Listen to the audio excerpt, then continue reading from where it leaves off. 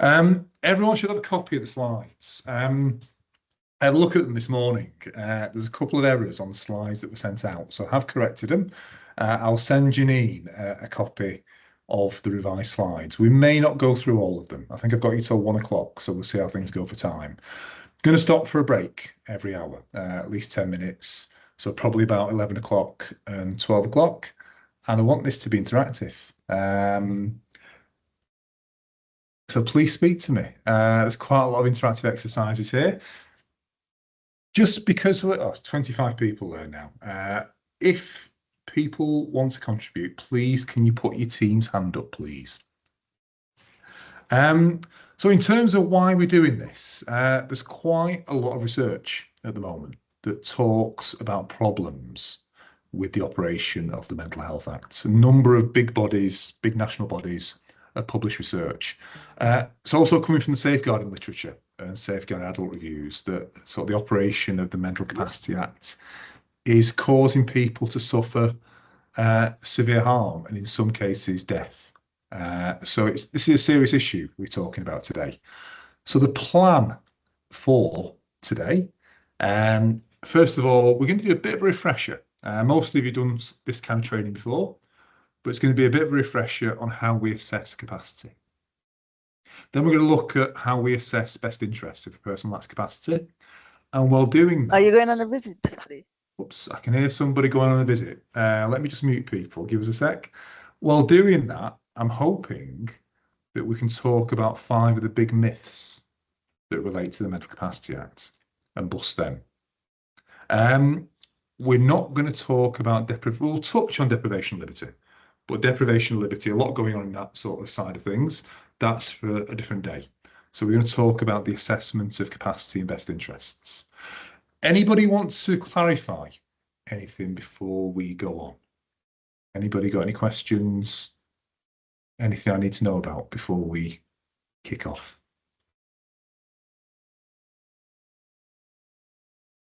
Okay, I've got a starter question for 10. And some of you in the group, I think, have done this question before. So just, yeah, bear with us. But I'm going to put this out there as a polling question for you. So, starter question. The Mental Capacity Act, Section 1, provides 5 guiding principles for assessing capacity. So true or false. And hopefully, people have had the option to vote pop up on their screen via the polls function. If you haven't got the option to vote on your screen, then please put true or false in the chat. And I'll give you about 60 seconds for that. So please vote either way. The Mental Capacity Act, Section 1, provides 5 guiding principles for assessing capacity. True or false?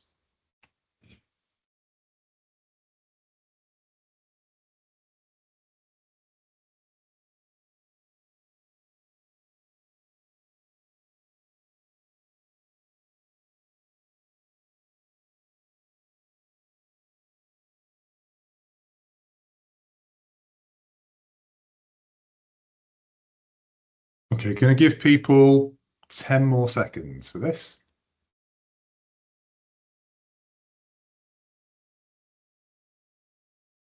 5, 4, 3, 2, 1. Okay, step away from your keyboards, please. So let me just check this out. Is it working? I can't see the results. Let me go back to there. Okay, so 23 people said this is true. 4 people said this is false. Just 4 people who said it's false. Anybody want to put their hand up and tell me why they thought it was false? Why did people vote false for this? What's going on for people? So the Mental Capacity Act, Section 1, provides 5 guiding principles. So 23 people have said yes. 4 people have said false. Anyone who said false, what was your rationale for saying false?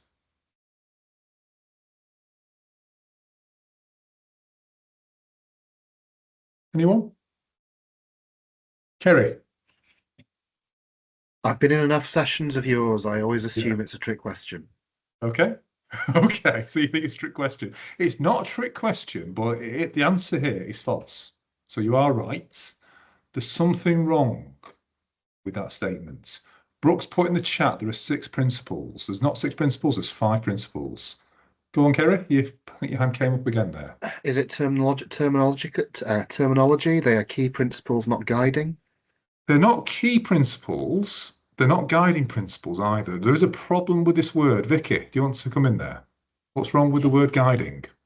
Is it because it's illegal? It's the legal framework. It is. So the word begins with S. What's the S word that refers to legal? Anyone shout it out? Statutory. Statutory. Yeah. So the Mental Health Act has guiding principles, which are there to guide you, but you can divert from them if you've got good reasons. The Mental Capacity Act is statutory. You have to follow them. If we don't follow them, then we're acting unlawfully. There's also another problem with the wording of this. 5 guiding principles for assessing capacity. What's wrong with the word assessing capacity? Anyone know what that is? Kerry? Well, it assumes that you already get progressing to assessment, whereas this should be in a sort of a preliminary appraisal stage. Not necessarily. There's a problem with there's 5 principles for assessing capacity. There's a problem with the word assessment. Vicky? Is that a legacy? Sorry, it was from before. Okay. I'll give you the answer for this. So section 1 of the Mental Capacity Act starts off saying there are 5 statutory principles. So we know these. Fingers of your hand are an easy way to remember this. So the starting point, number 1, is thumbs up. So you're assumed to have capacity. The second finger, your index finger, is pointing at you as a professional, that you have to do everything in your power to support a person to have capacity. The third one is your index finger, unwise decisions. We'll talk more about that as we go along. Now, the first 3 principles are about the assessment of capacity. The final 2 principles only apply once we've completed the assessment of capacity and there's evidence the person lacks capacity. So at that point, your ring finger kicks in. So you'd hope that your spouse would act in your best interests. And when acting in your best interests, your little finger's the weakest finger. So you have to think about the least restrictive way of intervening. So 5 fingers of your hand, 5 principles. They're statutory principles, so we have to follow them. And yeah, we should never, ever, ever use the words best interest or least restrictive until we've completed a capacity assessment and there's evidence the person lacks capacity. Any questions, any comments, any reflections that people have about what's said there?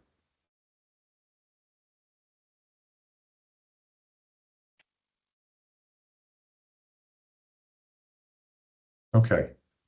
Another starter question then. So there was a big piece of research done by Susie Bray and Michael Preston Shute, looking at the key themes that were arising from Safeguarding Adult reviews, published in 2024. What was the main problem they identified with the operation of the Mental Capacity Act that's leading to adults coming to harm? What's the main problem? Any takers? There was one key problem that came back time and time again with the operation of the MCA, was leading to people coming to harm. So I'm going to sort of see. So Janine, you've put in the chat the assumption of capacity. Go on, can you say a bit more? You've put that in the chat now. You have to put your hand, but you have to come in and sort of tell us what you mean by that. Oh, I shot myself in the foot. You've done this before, haven't you? Yeah, from what I can remember, it was the assumption of capacity. So people assuming that people had capacity when they didn't. So therefore, they hadn't supported or intervened. Yeah, spot on, spot on. So time and time and time again, people were using the assumption of capacity not to do capacity assessments. People believe that the assumption of capacity means you don't have to do a capacity assessment because you just assume the person has capacity. And as a result of that, people were being allowed to refuse care and support and treatment, and often coming to a grisly end or living in squalor. Probably one of the best, I'll tell you what, I'll put, just in case anyone's not seen it, I'll put a link to this research in the chat. There you go. But yeah, one of the best examples of this, and I'm not sure there's people from Salford here today. I'm not picking on Salford. This could apply to any area.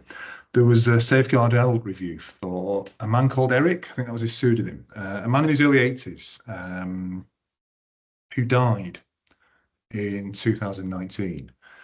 And Eric was a man, lived a fairly active life up until his early 80s. Had a background history of depression and anxiety. And he developed stomach problems, gastric problems, and he started to refuse food, started to refuse care and support, refusing medication, took to his bed, and at times was doubly incontinent in bed. And this went on over several months. Seen by the GP assumed that he had capacity. Seen by district nurses, presumed to have capacity, refusing services. Seen by adult social care, seen by mental health, assumed to have capacity.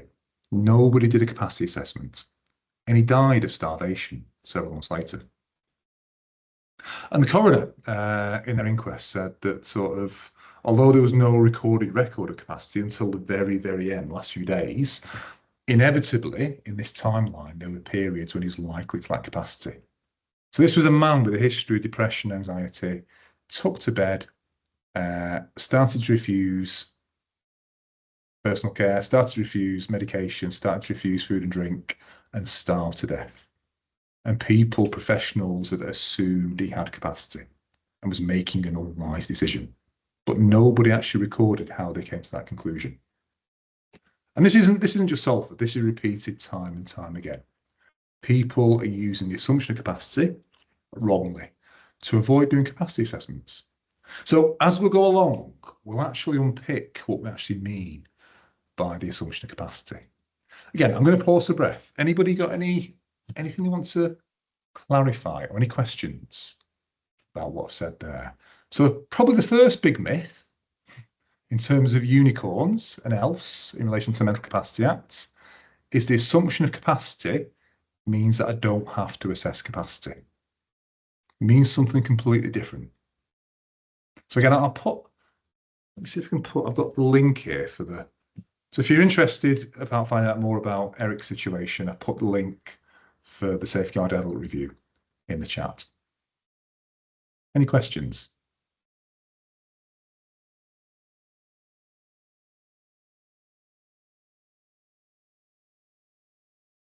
Deborah?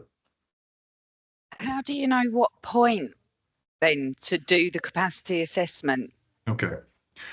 I think I've done training about this before for the academy. I think there's a YouTube video about this.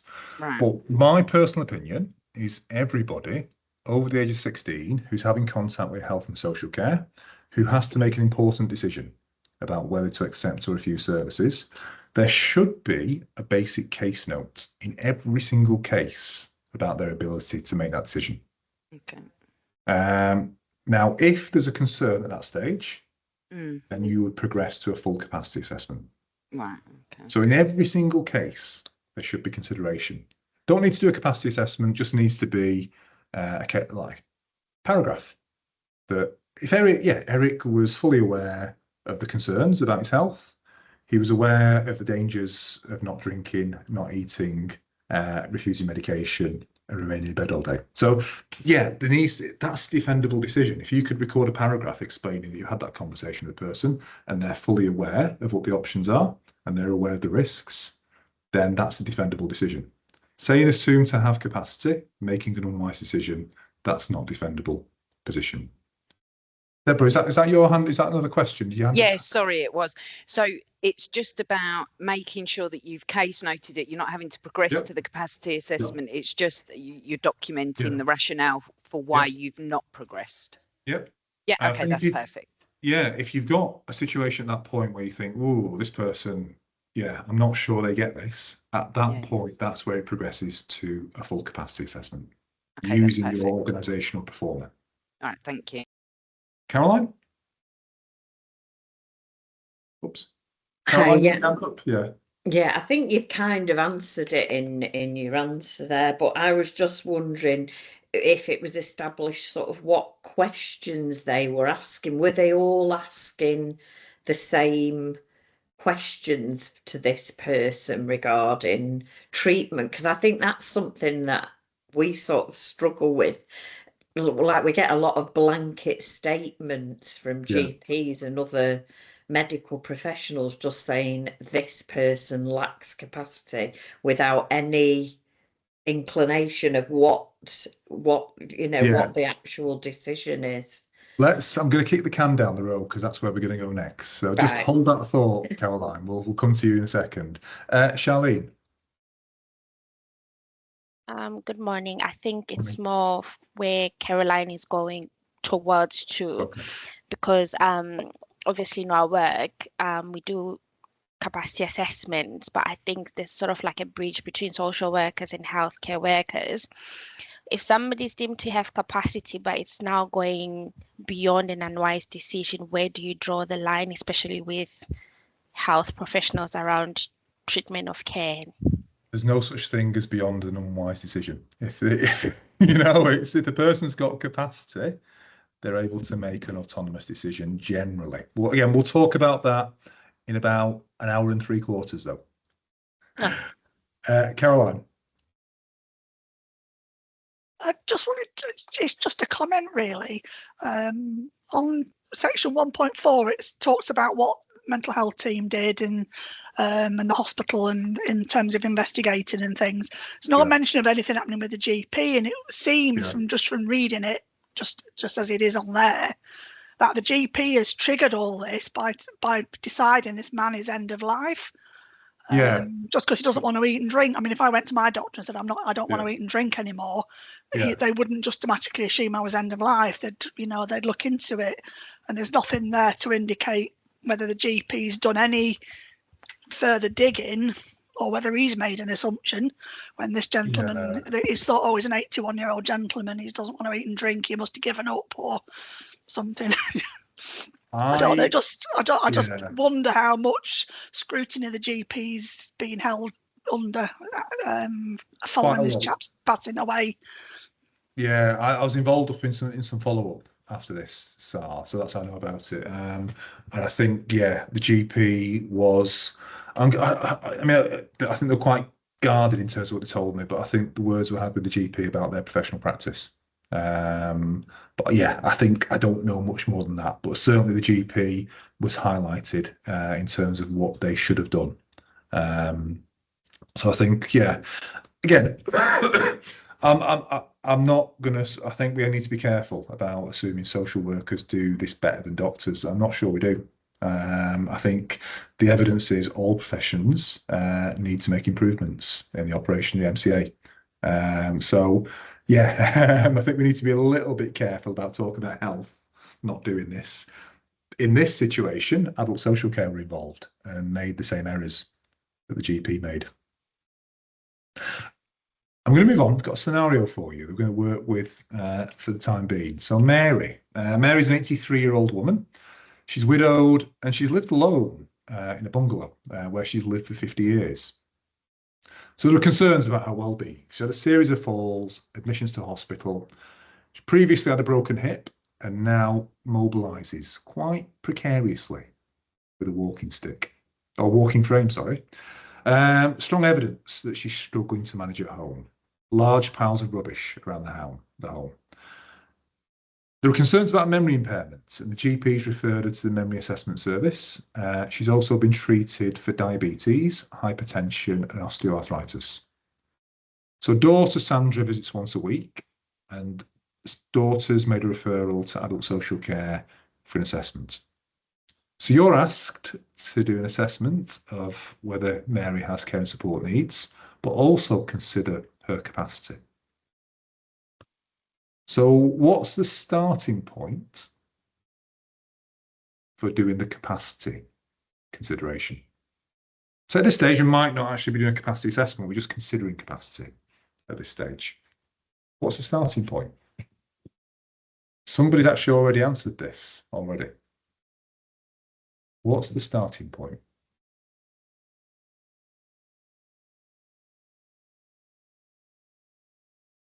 Heidi. For me, we should be meeting with Mary and her daughter, if Mary is happy for her daughter to be there, firstly, and just meeting with her and gathering some information, having a chat with her, and just sort of seeing what's going on, and before we move to anything, just and whether Mary's willing to accept any services. That's where I would think is the starting point. Okay, good. But before that, if we think about capacity, right, okay. What's wrong with the statement Mary lacks capacity? You can't assume she lacks capacity. We've not even met her yet. Okay, what's wrong with the statement Mary has capacity? Again, you haven't met her, you don't know. Okay, okay. Gladys. Gladys, I think you're muted at the moment. Gladys, do you want to? Oh, there you go. I think I raised my hand by mistake, but I think isn't that capacity is decision specific? Yeah, absolutely. So yeah, if you don't take anything else out of this session, I'm sure you know this already. But the statement Mary lacks capacity or Mary has capacity is complete bollocks, basically. I can't say it. You've got to relate it to a specific decision. She may have capacity to decide whether to have tea or coffee, but she may lack capacity in terms of care and care and support needs. So you need to be clear before you go anywhere near capacity, to be clear about what's the specific decision that we're asking Mary to consider. So what could be the decision in this case? What's likely to be the decision that we're assessing capacity for? Brooke? Does she understand her care and support needs? Yeah, can she make a decision about whether or not to accept care and support? Yeah, good. So who does the book stop with? Who legally would be the decision maker for determining capacity in this case? So the MCA Code of Practice talks about there's always a Mental Capacity Act decision maker who's responsible for determining whether or not she's got capacity. So who's the decision maker in this case?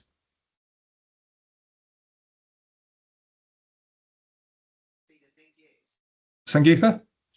The person who is the professional involved in doing Go the on, assessment.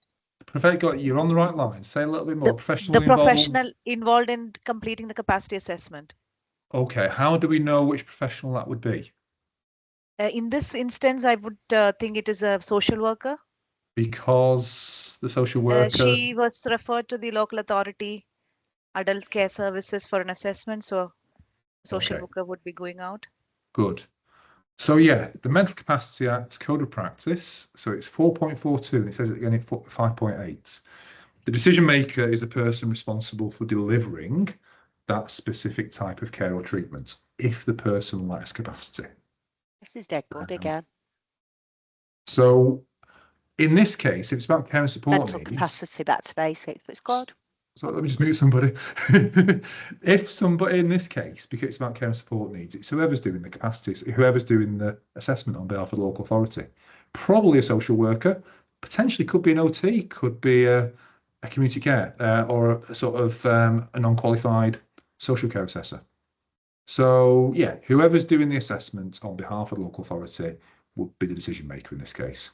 If it's about medical treatment, it might be the GP or a doctor who's involved with that medical type of treatment.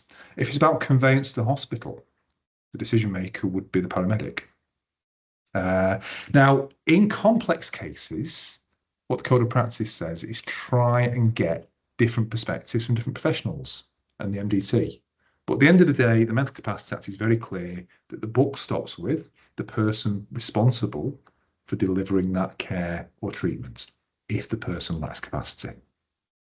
Again, I'm going to pause for breath. Does that make sense? This causes a lot of confusion in practice. And again, from a safeguarding perspective, the inability to decide who the decision maker is one of the factors that's causing people to come to harm, because nobody will end up doing the capacity assessment. So if it's about social care, it's going to be the local authority, probably the social worker. If it's about healthcare, it'll be the healthcare professional responsible for delivering that intervention. People okay with that? Claire? Do we do if health refuse to do a capacity assessment when it's a health-related significant risk? Suppose you escalate it and you cite the Code of Practice 4.42 and 5.8 and you escalate it to their senior managers, I think. Thank you. And probably record it as an incident. If there's a potential there by not doing a capacity assessment, a person could come to harm. Brill, thank you. Okay, right, another question for you. Right, what's the most important judgment that's come from the courts about the assessment of capacity? So there's one bit of case law that's come from the courts about the assessment of capacity that everyone needs to know about. What is it? Any takers?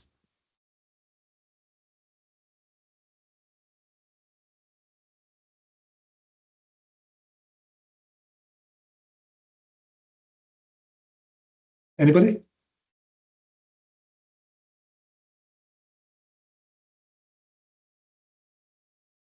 Claire? Is it something about unwise decisions and don't assume someone lacks capacity if they're making unwise decisions? It's not. No, it's not. There's one judgment where the capacity assessment's been considered by the Supreme Court, so the highest court in the UK. So the Supreme Court's been involved a lot in things like deprivation of liberty and best interest, but it's only ever considered the capacity assessment on one occasion. It was in 2021. Does anybody know what the initials were of the case?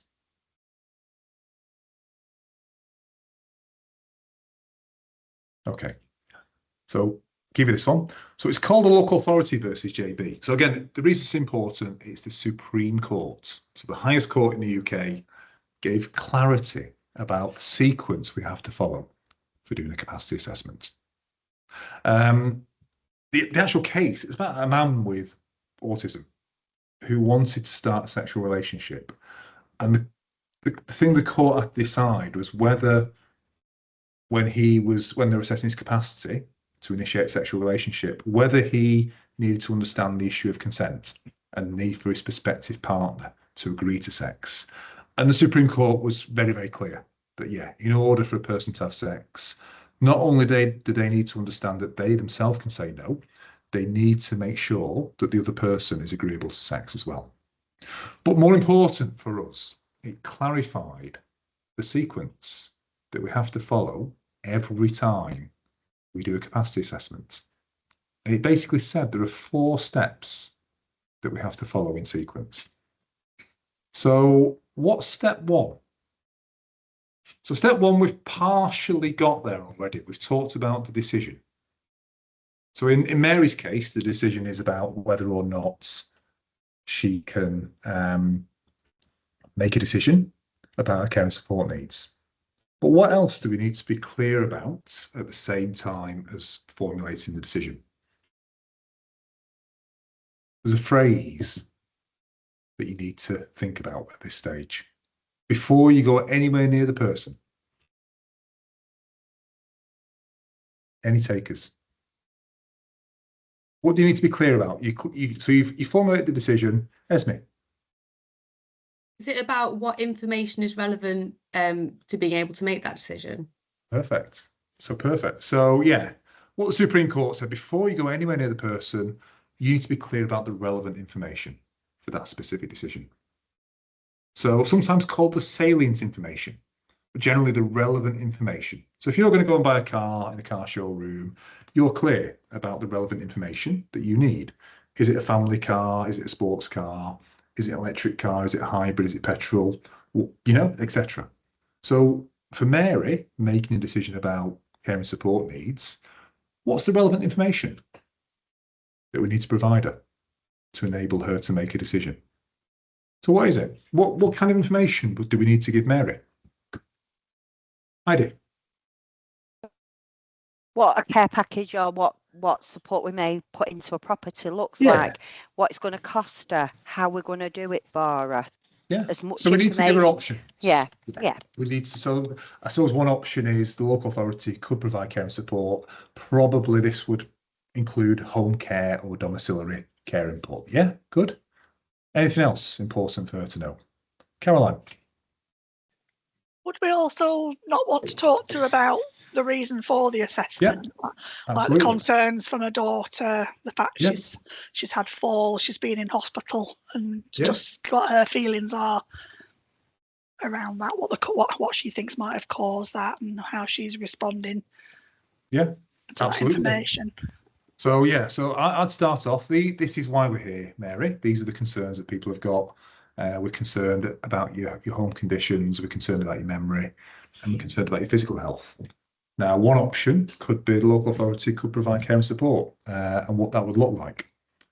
What else does she need to be given to make this decision? What else is relevant? Claire. What the consequences would be associated with refusing or agreeing to the different options. So the Mental Capacity Act, Section 3 says for a person to have capacity, they need to have an awareness of the reasonably foreseeable consequences or risks of not receiving support. So you need to give the person information about the risks. Oops, I can hear somebody typing, so I'm just going to... So for me, before going out, I'm clear that we're concerned, Mary, we're here because we're concerned about your home conditions. Possibly, I choose wording quite carefully, but about self-neglect. There are concerns about your memory and your physical health. So the local authority could get involved and provide care, what this would look like. But if you didn't, you're also free to refuse. But if you did refuse, there would be risks, and that might be malnutrition, dehydration. It could be a risk of injury due to falls. It could be because you've not always been taking your medication on time, there may be risks to your health and indeed your life. And that might lead to risk of further hospital admissions, and possibly at some point you're requiring to move to a care home. So I think you need to say that to her in a very sort of non-coercive way as well. So we've got the decision, we've got the relevant information for the decision. What's the next thing that we have to do under the Mental Capacity Act? I'll give you it's a pointy finger. Sangeetha. Provide practical support. Yeah, this is where we have to apply the second principle. So we have to do everything within our power, all practical steps, to support Mary to be able to make an independent decision, to support her to have capacity. So that's the whole ethos. We're going out there to support her decision making. We're not going out there to find she lacks capacity. We're trying to support her to be able to make a decision. So in those of you who are old enough to remember playing out in the old days, it's like giving somebody a peg up to get over the wall of capacity. What kind of things might you be doing in this case? Caroline? Working maybe with an advocate. Yeah, or possibly, somebody to support. Yeah. It could be a daughter. Could be an advocate. Somebody who could be a neighbour who could support her in the process, who she feels comfortable with, who may be able to support communication between you and her. Good. What else?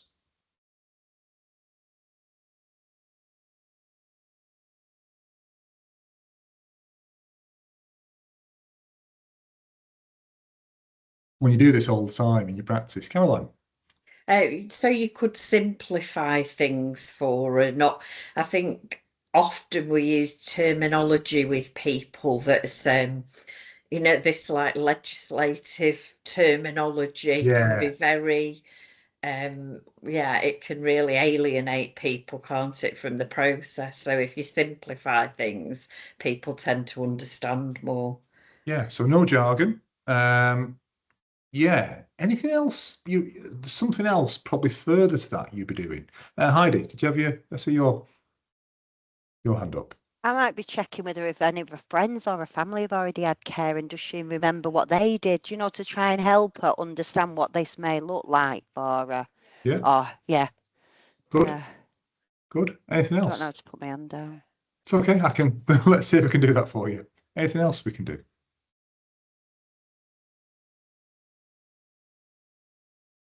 Sangeetha? Make sure she's comfortable and it's a good time and day for her. Yeah, environment. Think about the environment. I mean, she might not want to be seen in her own home. Would she prefer to be seen at the GP surgery or a daughter's house? Make sure that she's optimised, really. You won't want to see her if she's got an infection or she's got a UTI. So can you delay the capacity assessment until she's optimised if she's poorly? Anything else? So obviously, you think about communication needs, interpreter. We don't know her ethnicity or language, but interpreter. Does she require a hearing aid? Etc. Communication needs. Anything else?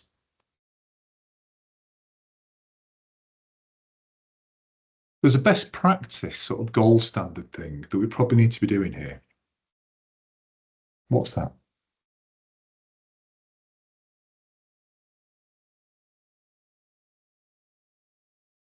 And this relates to another piece of legislation as well, this all practical steps.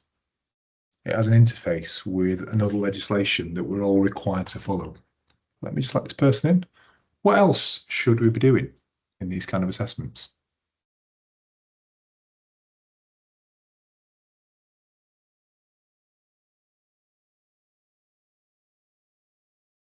So the gold standard would be that we would give Mary the relevant information.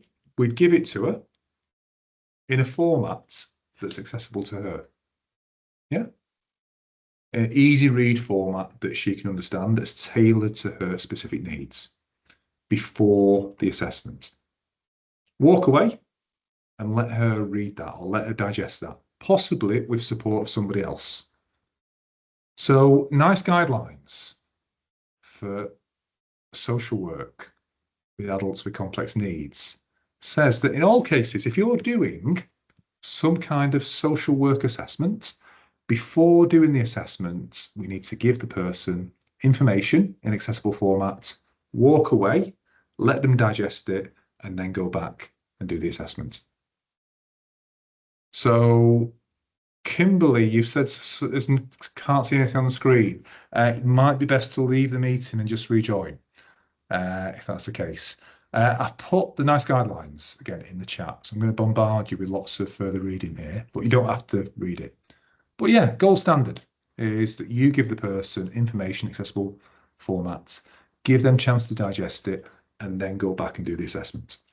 What other bit of legislation does that relate to? Giving somebody information in an accessible format. Vicky? Is it the Equality Act? Yeah, so Section 20 of the Equality Act. All of us, in addition to practical steps under the MCA, we've got a public sector equality duty to sort of, if a person may struggle with decision making, to give them information in an accessible format. So we have to do that. That's a legal requirement.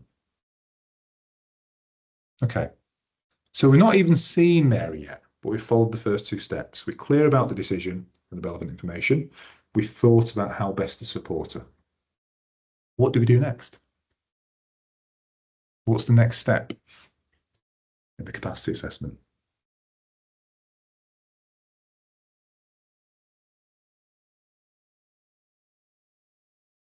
Anybody? What does the Supreme Court say we have to do next? You know this because, again, you do it every day on your practice. So let's go on. Someone be brave. What's the next thing we have to do when we assess capacity? Sangeetha? Consult people who know this person and gather their views. Not necessarily. Not necessarily, because it's all about the person's independent autonomy at this stage to make the decision. Now, the consultation comes into it in a little bit. I'll talk a bit about that later on. But I'm thinking, when we actually do the assessment with Mary, and we sit down with her or stand up with her, whichever we want to do, which bit of law are we following? What's it called?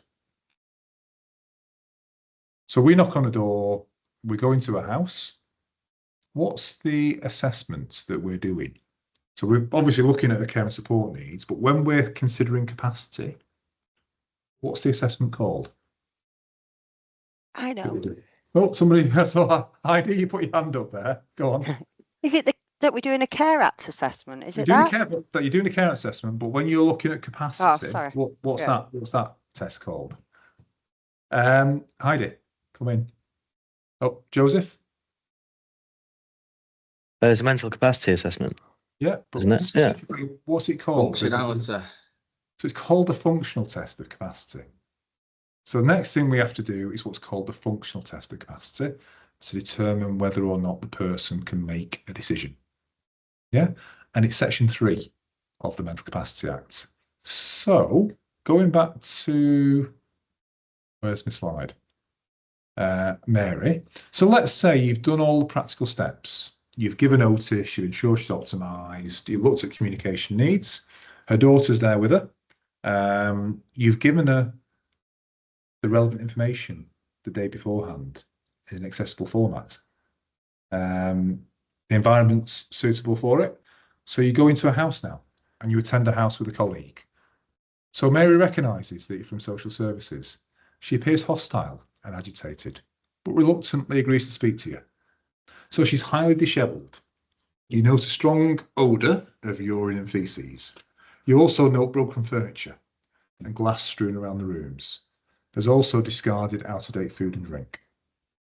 So you explain the reasons for your visit, including concerns expressed by Sandra and your own observations. You explain that the local authority could arrange care and support services for her. Mary appears to acknowledge that she's struggling, and she replies, I'm no spring chicken. When you attempt to explore the possible risks about the current living situation, she replies, just leave me alone. We've all got to leave the world someday. So when you attempt to clarify the understanding of the situation, including the concerns, Mary just keeps on repeating, I want to be left alone. Why don't you understand this? So I'm going to put you in breakout groups for about 8 minutes to have a chat about this amongst yourselves. So it doesn't always work this. So what I'll do, I'll send you this scenario via the chat as well. But I'm going to put you in breakout groups of about 4 or 5 people. Breakout rooms are not recorded. So please put your cameras on, please put your microphones on if possible, and speak to the people in the breakout room. Otherwise, it's like being in virtual seclusion. So breakout groups until about 10:53. And welcome back. So Mary, so again, you've done all the practical steps. You've done everything you could do to support decision making. You go and see her. She's very dishevelled. The house looks a mess. You explain what the concerns are. You go through the relevant information with her. And she acknowledges she's struggling, saying she's no spring chicken, saying, just leave me alone. We've all got to leave the world at some point. So the capacity decision is, can she make a decision about whether or not to accept care and support services? So based on your own independent opinion and the discussions you've had in your groups, do you think Mary has capacity to make a decision? So yes, no, or you can cop out and say you're not sure. So please, if the poll's popped up on screen, give us your answer via the poll. Alternatively, please put your answer in the chat. So yes, no, or not sure.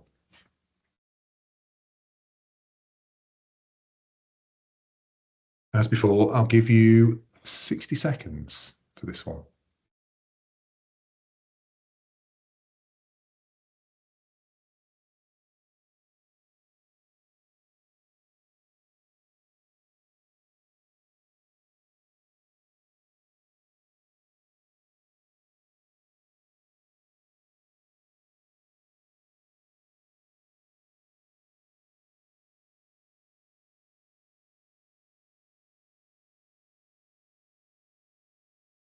22 out of 29 people. So last chance for the last 7 people.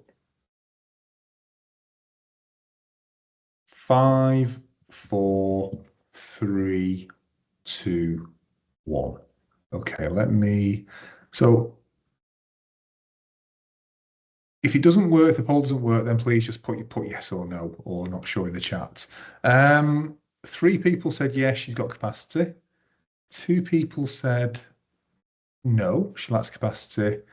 And the winner of the popular votes is 18 people said not sure. Okay, good. Tell you what, let's take a break and come back and put the world to rights in a bit. So can we take a break, please, until 11:10? On the proviso that people get away from their screens for a little bit of time and try not to look at emails. So see you back here at 11:10, please. Okay, people, can we... Sorry, I shouted that a bit loud. Can we get people to come back in front of their screens, please? We're going to restart. So please come and chain yourself back up in front of your devices. Okay, so far we have been looking at the case study for Mary. And I've been saying that the key case that you need to follow when you're doing a capacity assessment is the JB case, where the Supreme Court set the correct sequence for doing the capacity assessment. So it starts off with being clear about the decision and the relevant information, and then making sure that we've applied all practical steps to support her decision making. And we looked at this scenario, and I think the voting was, let me just see what it was. The vast majority of people said, what were the scores? So 3 people said she had capacity, 3 people said she lacked capacity, and I think in total 20 people said they weren't sure. Okay, so what does the Mental Capacity Act say you should do if you're not sure about capacity? Vicky, you got your hand up. No, sorry, I did it on accident. I was going down the lines of the principles, but with the first one being always assume capacity. That's why I put yes. So you said, sorry, you said what? Sorry, you said. So I said yes. She's got capacity. Well, yeah. Okay. So the people who said not sure, I'm going to just focus on you people. What does the Mental Capacity Act say you should do if you're not sure about capacity? Dawn. You should just assume. Yeah. So all the people who are not sure about whether Mary's got capacity, what you're saying, this is where the assumption of capacity kicks in. You're saying there's insufficient information at the moment to overturn the assumption of capacity. Yeah, if you're never not sure whether a person's got capacity or not, you conclude they've got capacity. So that's what the assumption of capacity means. Once you're doing a capacity assessment, that person will have capacity until there's a reasonable belief that they lack capacity to make a decision. You don't need to prove they lack capacity. You need to make a determination. So it's civil law. It's on the balance of probabilities. But the person, I always imagine a continuum of capacity. So at this end, the person completely lacks capacity. Up here, the person completely has capacity. There's different degrees of having capacity, different degrees of lacking capacity. But the starting point is here, that the person is able to make the decision, and that person will continue to be able to make the decision until you can record in words what it is the person said to you, or didn't say, or did, or didn't do, that led to your conclusion they lack capacity. So all the people who said, the vast majority of you said that you're not sure whether or not she's got capacity, what you're saying is she has capacity. It's not possible to overturn the assumption of capacity. Talane, do you want to? At what point are you also gathering information from other sources like? Well, I'm going to come into that. I'll come into that in a second. Yeah, I'll come on to that in a bit. Yeah. Deborah, you had your hand up as well. No, it's all right. I've changed my mind. Okay. Okay, good. So talk me through it. Talk me through what is the actual test we have to do with Mary to determine whether she has capacity. We talked about it already. We said it's called a functional test. So anyone want to be brave and put their hands up and give me the 5 things that a person needs to do in the functional test in order to have capacity? There's 5 things a person needs to be able to do. So can someone give me them in the correct order? Claire? Understand. Yep. Retain. Yep. Use and weigh. Yep. And communicate. Perfect. Absolutely perfect. So yeah, so it's called the functional test. It's section 3 of the Mental Capacity Act. And the Supreme Court said we have to do this test first. So it's sequential. If a person can't understand the relevant information, they're not going to be able to retain it or weigh it. You sometimes get some really funky capacity assessments or documents saying, well, the person wasn't able to understand, but they were able to weigh. How on earth did they get to that? So it's sequential. So understand, retain, use and weigh the information relevant to the decision. So the fact that Mary might remember what your name is, or what her address is, or that it's a Friday in March today, that's irrelevant. Completely irrelevant. It's all about, has she got an understanding of what the concerns are about her mental and physical health, what the option may be in terms of care and support, and what the reasonably foreseeable risk would be if she's not receiving support. So yeah, you get a lot of professionals. Doctors can be a bit of a nightmare for this. If you remember table, apple, penny, then you've got capacity. Complete nonsense. Yeah. So the fact that somebody's speaking to you, making sense, speaking coherently, they're aware, they're orientated to time and place, doesn't mean they've got capacity. It's all about that relevant information. Just to say as well, the last bit, the communicate bit, what the Code of Practice says is it's very, very rare that a person won't be able to communicate at all. So this is actually specifically written into the Mental Capacity Act for people who have conditions like locked-in syndrome, who may be fully aware of what's going on. They may be able to understand, retain and weigh and use, but because of their locked-in syndrome, they can't communicate their decision. And it's meant to be probably just a few hundred people who can't communicate. So be very careful about ticking the box saying the person can't communicate.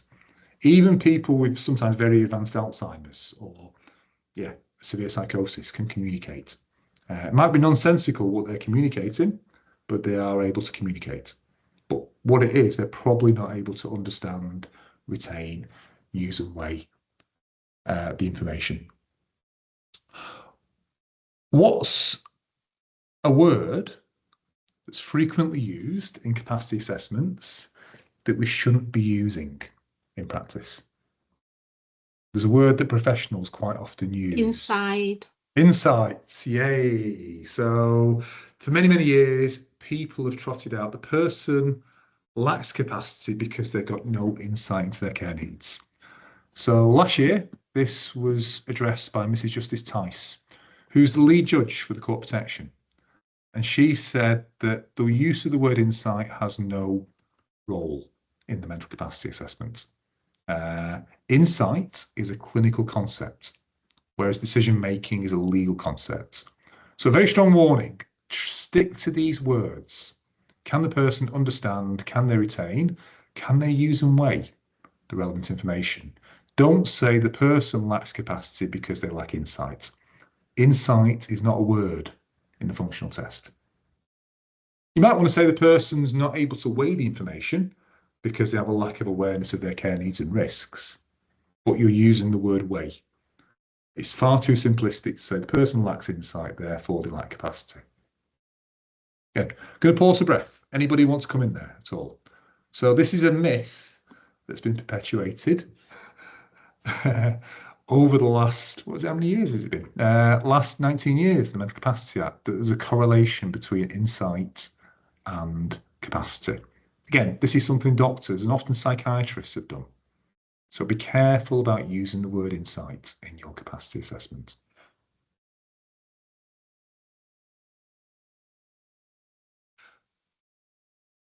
How do people do this test in practice? How would you assess whether Mary can understand, retain, and use and weigh? I mean, she clearly can communicate because she says she's no spring chicken. Heidi. I would speak to her, but not formally, like asking her these particular. I'd ask her questions, but not sort of within a conversation. And within that conversation, I would give her the information she needs. I would share that with her. I would then question her later to see if she's retained it. Obviously, she's speaking, so she's communicating. And then I'd look at what information I'm giving her and how she's actually using it and weighing it up. And that would be done over several visits to gather that information while I'm talking to her. I don't kind of do it as a formal thing. I do it as more of a conversation, and I hope that's okay. Excellent. Yeah. There's no, you can go in there softly, and the evidence from research says, especially with someone who self-neglects, you need multiple visits to build rapport. At some point, the courts have been very clear. You need to explain to the person that you're doing a capacity assessment. Now, you don't have to use the word mental capacity at 2005. Just say, look, Mary, people are concerned about your memory. I just need to make sure that you're able to make these decisions. So I need to make sure and see how you manage this information. So you will need to explain to her that you're doing some kind of assessment of her decision making. Tulane, do you want to come in there? I'm thinking at this point, then I'll be thinking about checking the information that she's saying with what others are saying who know her in terms of family, maybe neighbors. So you're going to triangulation time, aren't you? Which again, okay, hold it there. I'm going to come to you in a second because I know you're very keen to get to that bit, but we will come to that in a second. How else could you do this? Heidi, is that a legacy hand from before, or is that a new hand? I can't put it down, I'm sorry. Don't worry. It's all right. I will lower hand for you. Kimberly. Thank you. So, sorry, yeah. So you'd ask them to repeat the information back and expand on what you're asking them. Maybe get them to give a bit more information to make sure that they understand it and how they'd use it and weigh it up. Good. I mean, my personal way of doing this when I do capacity assessments is I get a piece of paper. This isn't any official approach. There's no. I call it the origami approach. It's just my personal thing. I get a piece of paper and I fold it in two. What's the fancy word? Concertina it. So I'd say, Mary, there's two options. She could do this herself if she wants to. One option is you could receive home care from the local authority. The other option is you could refuse care and support. What are the pros and cons for both options? So if you ask Mary, what were the benefits of receiving care and support at home, what would she say? What do you think she'd say? You can shout out if you want. I don't need it. Leave me alone. I can do this myself. What would be the negatives of having carers come in? Well, it costs. What would she say? Just it's intruding. I'm independent and private. I don't need it. What would be the benefits of not having support? I'm fine. I can manage by myself. I'm no spring chicken. I'm fine. What would be the dangers, Mary, of not receiving support? What would she say? There are no dangers. I've always been fine. Yeah. I think my personal opinion is obviously, I've tried to fit it onto a slide, so I'm very aware that you don't have much information there. But if this is what you're getting, and I take on board what Heidi's saying over the course of several visits, I'm no spring chicken, just leave me alone. I'm going to be fine. I think her ability to weigh the relevant information about care and support is impaired. So I don't think she's able to weigh the relevant information. I think there's evidence there to sort of displace the assumption of capacity.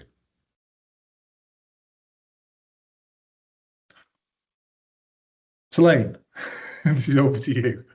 What would you do if it's a complex assessment and you're not sure, and the person's not really engaging with you. Do you want to come in? Yes, I would speak to others. Yeah, excellent. Yeah. So this is sometimes it can be difficult. So 90% of assessments, you'll sit down with the person, you'll speak to them for half an hour, 45 minutes, an hour, and 90% of cases, 90% of assessments, their interview with you will give you all the information you need to know in terms of their capacity. It's probably about 10% of cases where you probably need to go beyond that. And the fancy phrase for it that's used by the courts is triangulating the assessment. Again, classically, I've come across a lot of people. Now, the evidence says people with acquired brain injuries, people with alcohol-related brain damage. I've seen people with dementia who tell me that they're able to cook dinners for themselves, they're able to go shopping, they're able to take the medication. When you ask them to show you how they cook, they can't find the kitchen. So sometimes the person may be, again, I think the psychiatric word for it is confabulating. So sometimes you need to go beyond the assessment. Can the person walk the talk? Can they use the information in practice? So again, classically, people who hoard. You might go and see the person will say, yeah, by this time next week, I'll work with my support worker, I'll get rid of half this stuff. You go back a week later, and the piles are higher. So superficially, upon interview, they may appear to be able to understand, retain, and weigh and communicate. What they can't do is they can't use the information in practice. So, and I think the other thing that you probably need to do, I think Telane's pointing to, is in complex assessments, you might be seeing the person for an hour. You might want to speak to people, family, other professionals who know the person better than you. And get there. Again, the fancy phrase for it from lawyers is longitudinal viewpoints, but it just means talking to family and professionals. Does that make sense what I'm saying there? Now, sometimes people overcomplicate this triangulation. They've got a fancy phrase they use in terms of whether the person can use the information. What's the fancy phrase that's sometimes used? Anyone? Executive functioning?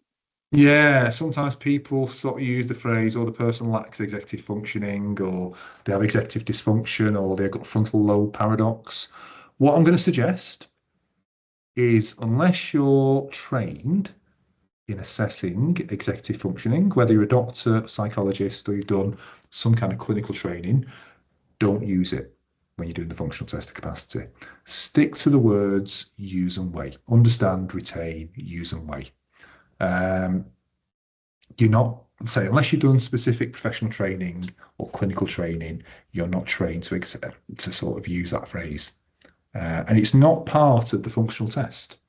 The test is, can the person understand, can they retain, can they use and weigh? It's the using of information that's often sort of the same as executive functioning.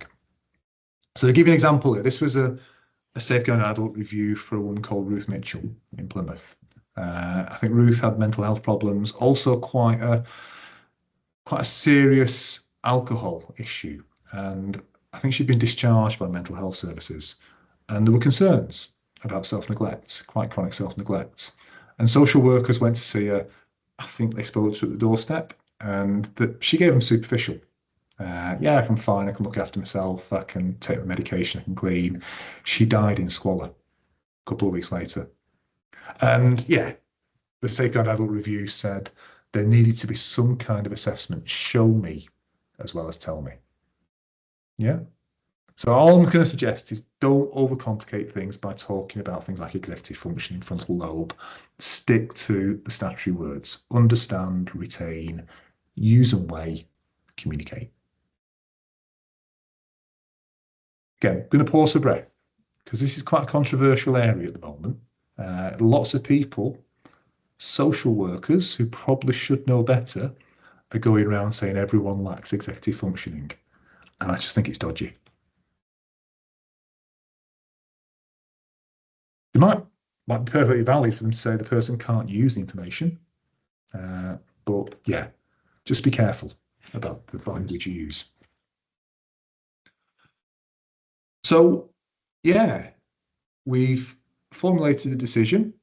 We've got the relevant information. We've supported Mary using all practical steps, and we've applied the functional test. And I'm saying, I think her ability to weigh the information is impaired. Can I say at this point that Mary lacks capacity? Or is there something else we need to consider?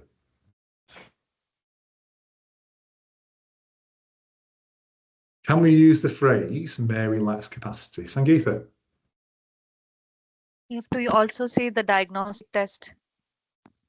Okay, the diagnostic test. Okay, so at this stage, we can't say she lacks capacity. We can say she's unable to make a decision.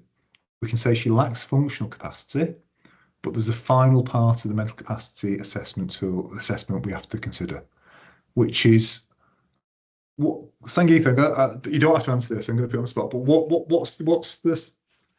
I'm going to say the so-called diagnostic test. What does it? What do we have to consider for that? Or anybody? What's the final test we have to consider? Any illnesses they've got, mental illnesses, dementia. Yeah. So it's impairment of the brain, impairment of the brain. Whether they've got an impairment or disturbance in the functioning of the mind or brain. Good. Okay. Right. Slane, go on. You got your hand up. Do you want to come in? Oops. Give him Yeah, I was probably going to say whether because of that impairment, they are then able to do those things that we say they can't do because as a result of that impairment. Yeah. So you're using this, what you're just describing is this phrase here, isn't it? Sometimes lawyers refer to what's called a causative nexus. Again, this confuses people, but you just explained it perfectly. So, yeah, the final part of the capacity assessment, if you're saying a person can't do one of the things in terms of understand, retain, use or weigh or communicate. So if they lack functional capacity, for them to lack capacity, there needs to be evidence that it's directly attributable to an impairment of the mind or brain, which is section 2 of the Mental Capacity Act.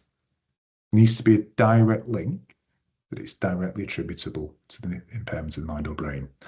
And this phrase, this what's called causative nexus, comes from this case here in 2013. This was a Court of Appeal judgment, PC versus City of York. And this was a woman who had learning disabilities. And she was going to due to marry a man who had a horrendous history of sexual offending. And it went to, Court of Appeal, one of the high courts, and the court concluded that she wasn't able to weigh the risks of being with this man. She was completely dismissive of the risks. And she had a learning disability. But the court concluded that she had capacity. How did the court reach that conclusion? Joseph, you got your hand up. Do you want to come in there?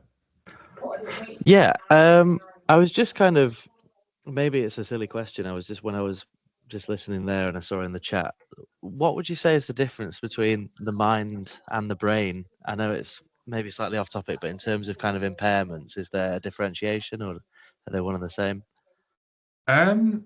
It's pretty much. I think that's one for the medics, really. I think they've tried to be fairly wide in terms of that. So is there some kind of medical condition, an injury to the brain or so the brain is organic, I suppose, is the organic matter.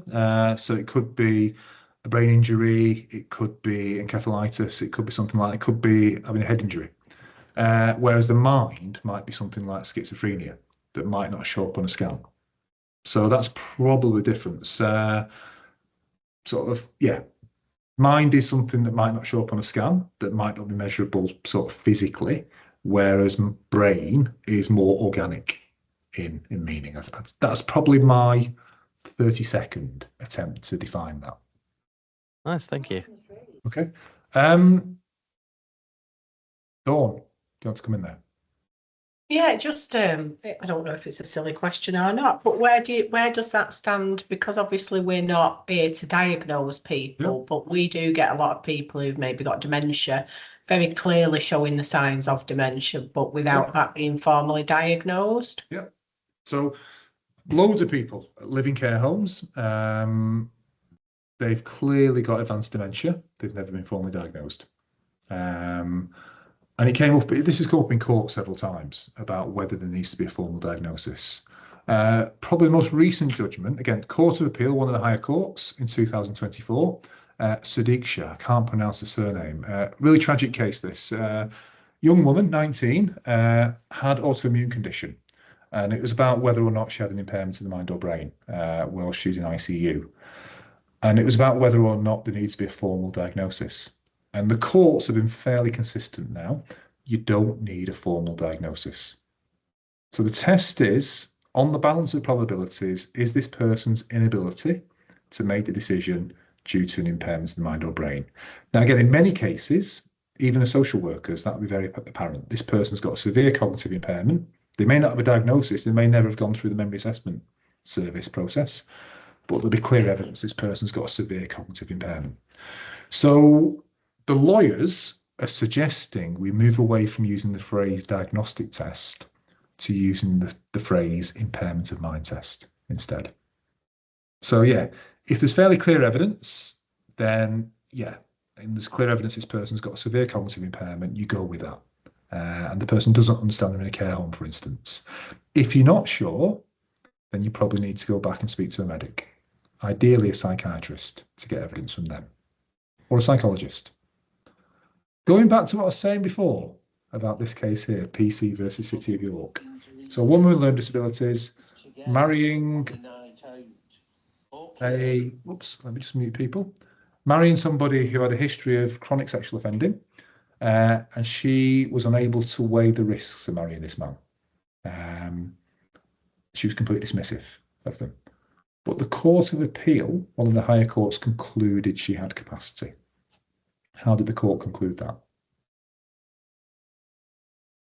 So she had a learning disability and she was unable to weigh the information. But the court concluded that she had capacity. Claire? Did they think that she could use the information rather than weighing it? Is it something to do with that? No, she was completely, no, he's fine. There's could be no danger of being with this man. That was her viewpoint. Brooke? Is it something to do with the impairment of the mind or brain? A learning disability wouldn't. It is. Learning disability is still an impairment of the mind or brain. Oh, okay. Yeah, definitely. Anything else?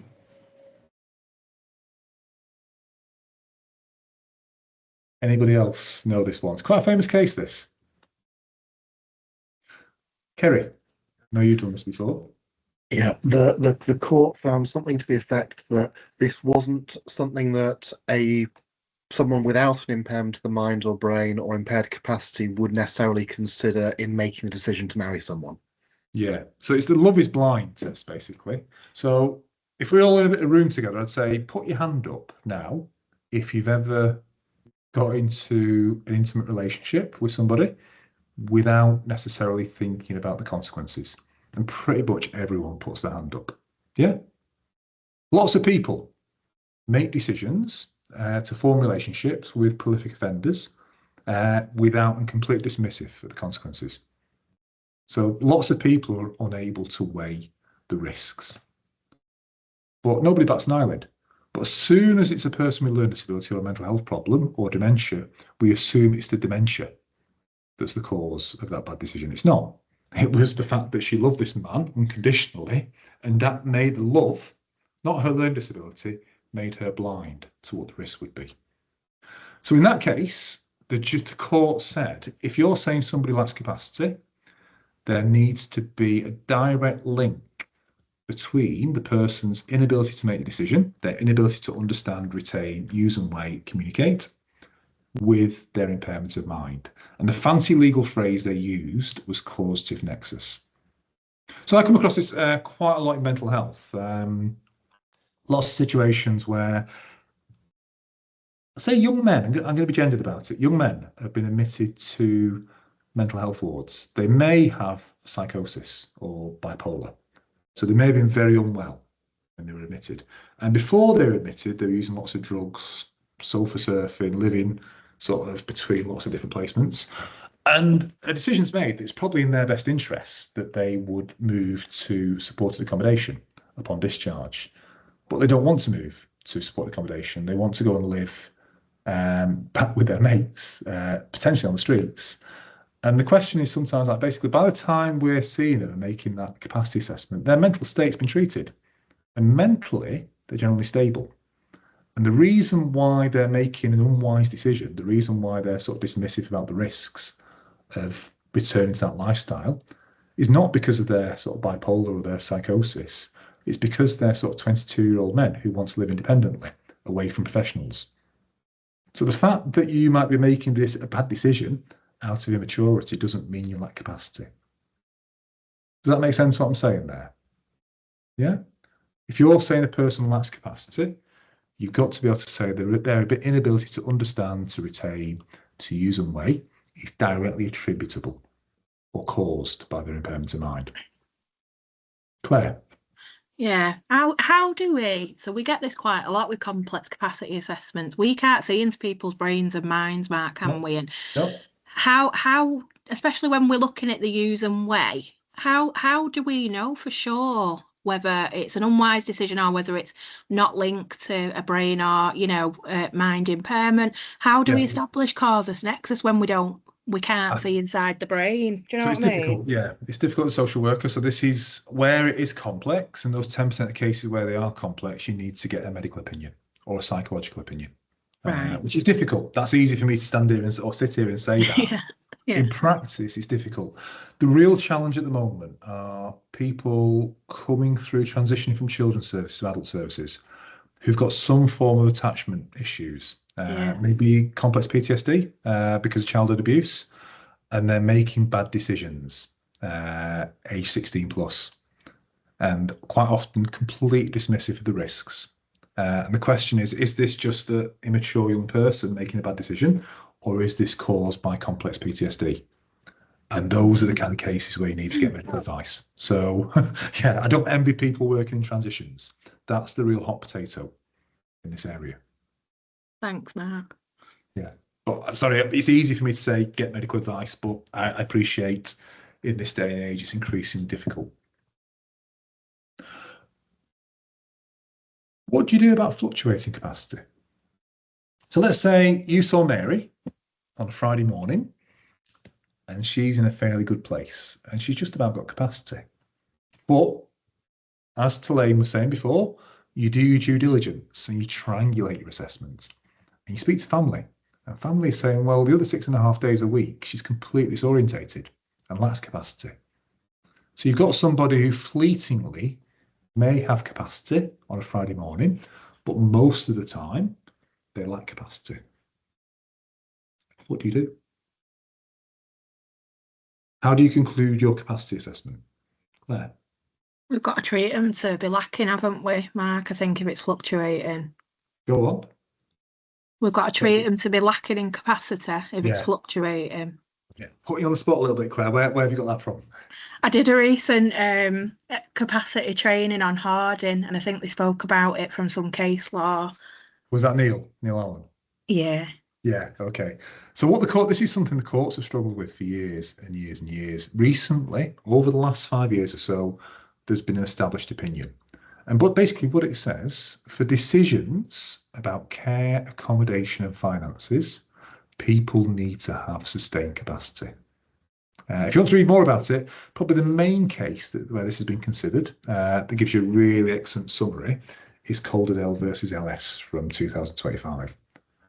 So what sometimes lawyers refer to these as macro decisions. Decisions about care, decisions about where you live, decisions about money. You need to have sustained capacity. And if a person doesn't have sustained capacity, you make that decision as though they lack capacity overall. So again, just to complicate things more, lawyers sometimes refer to it as longitudinal capacity. Now, when doing that, if you're saying a person lacks sustained capacity, what you are doing is when in those periods when they're lucid, when they have capacity, you're trying to get their opinions about what they want to happen in their best interests when they lack capacity. But yeah, where a person has ongoing fluctuating capacity for macro decisions like care, accommodation, finances, we tend to treat them like they lack capacity. Again, pausing for breath. Anybody want to come in there at all?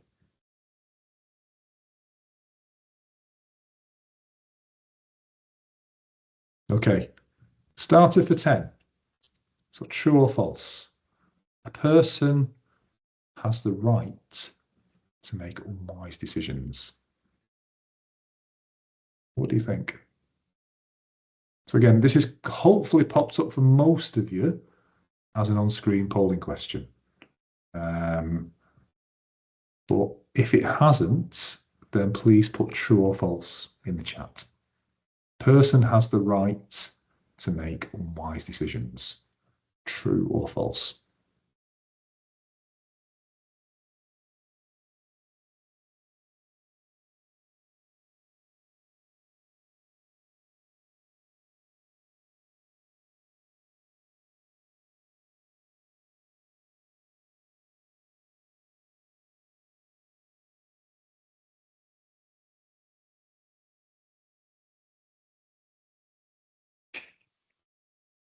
I think there's 10 more people. No, 9 more people left to vote.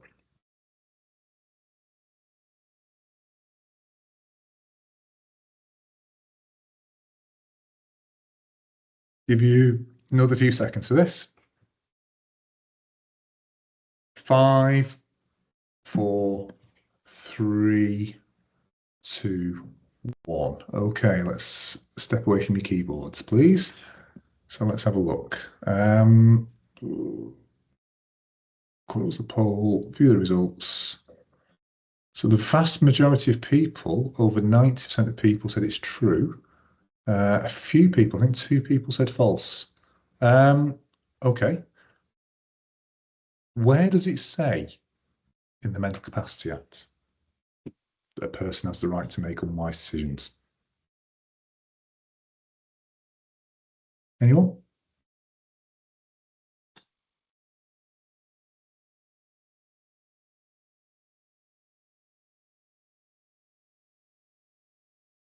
Where does it say in the Mental Capacity Act that people have got the right to make unwise decisions?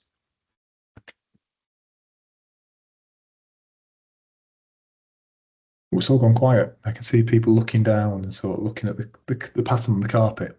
Claire, where does it say that? One of the principles in it where The third person, shouldn't be treated as lacking capacity just because the decision might be unwise or appears to be unwise. Okay, which means something completely different from the right to make an unwise decision. So it's really important. This is one of the big myths of the Mental Capacity Act, and this is something that comes up in the safeguarding literature. A person doesn't say anywhere in the Mental Capacity Act or the Code of Practice that a person has the right to make an unwise decision. What it actually says, as Claire's saying, is a person is not to be treated as unable to make a decision merely because of an unwise decision. So what that actually means is the decision that Mary makes in terms of whether she accepts care and support or refuses care and support, the decision she makes has no bearing on whether she has capacity or not. It's about the process that she goes through to make that decision. Does that make sense? So the decision the person reaches has no bearing on whether they've got capacity. So she can tell you the pros and cons of both options. If she can walk the talk, then she's got capacity. And she's entitled to potentially make a decision that other people might think is unwise. But there's nowhere in the Mental Capacity Act that says the person's got the right to make an unwise decision. So yeah, in safeguarding, this is frequently a person assumed to have capacity without capacity assessment, able to make an unwise decision, has a right to make an unwise decision. Full stop, end of assessment, person comes to serious harm. So just to be clear about this, in terms of the Mental Capacity Act myths, there's nowhere in the Mental Capacity Act that talks about the right to make an unwise decision. The capacity assessment is a bit like long division. The working out is actually more important than the answer. Who's got the hand up? Sylvia, you got your hand up. Do you want to come in there? I think you're muted, Sylvia. No, it's fine. Okay.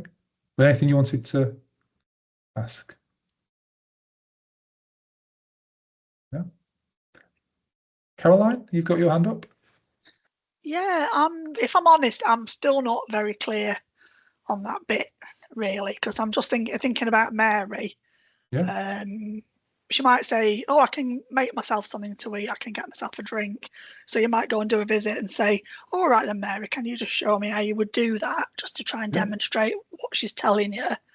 And she might not be able to use the cooker, so she might not be making herself a meal, but she might be choosing to live off, say, crisps and biscuits. And that might be her choice to do that. She might say, well, I can't cook, but I'm managing to eat because I'm eating crisps and biscuits all day.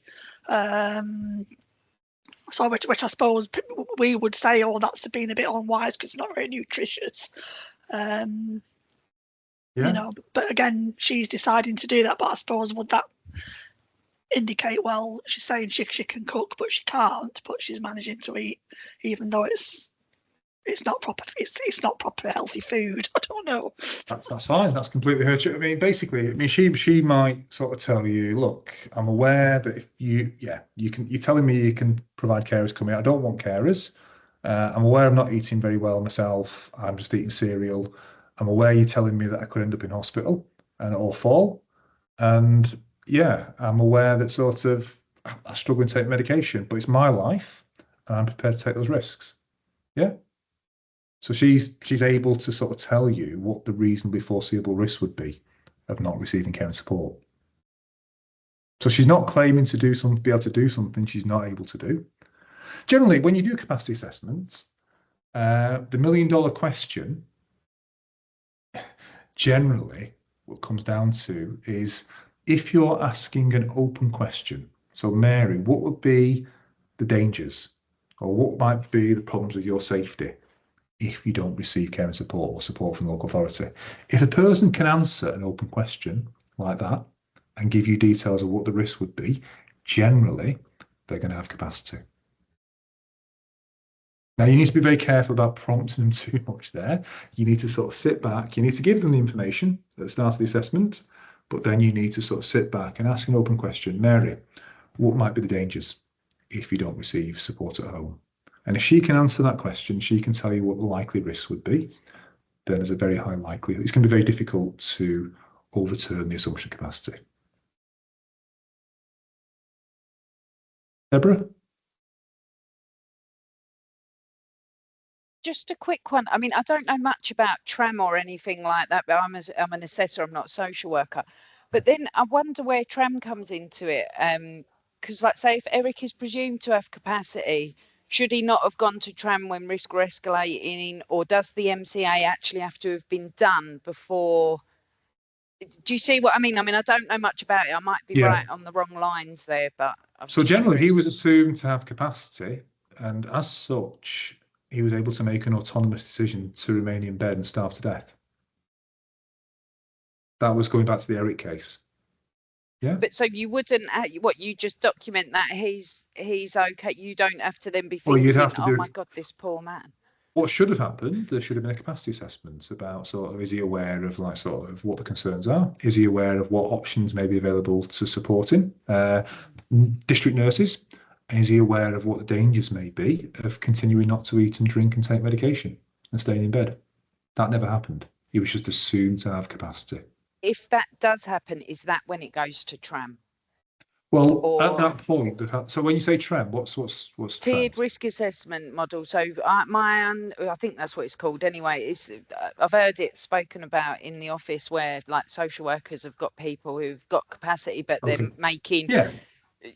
That's what I'm talking about. Okay, there. let's hold that. Let's hold that there, just because I'm going to come to that next. So I will come to that. So what happens in those circumstances? But generally, the rule would be that he would have autonomy to make his own decision, and he wouldn't be treated as unable to make a decision merely because of an unwise decision if he has capacity. and they've done a capacity assessment, and that's the case. But in the Eric's case, they never did a capacity assessment. They just assumed to have capacity.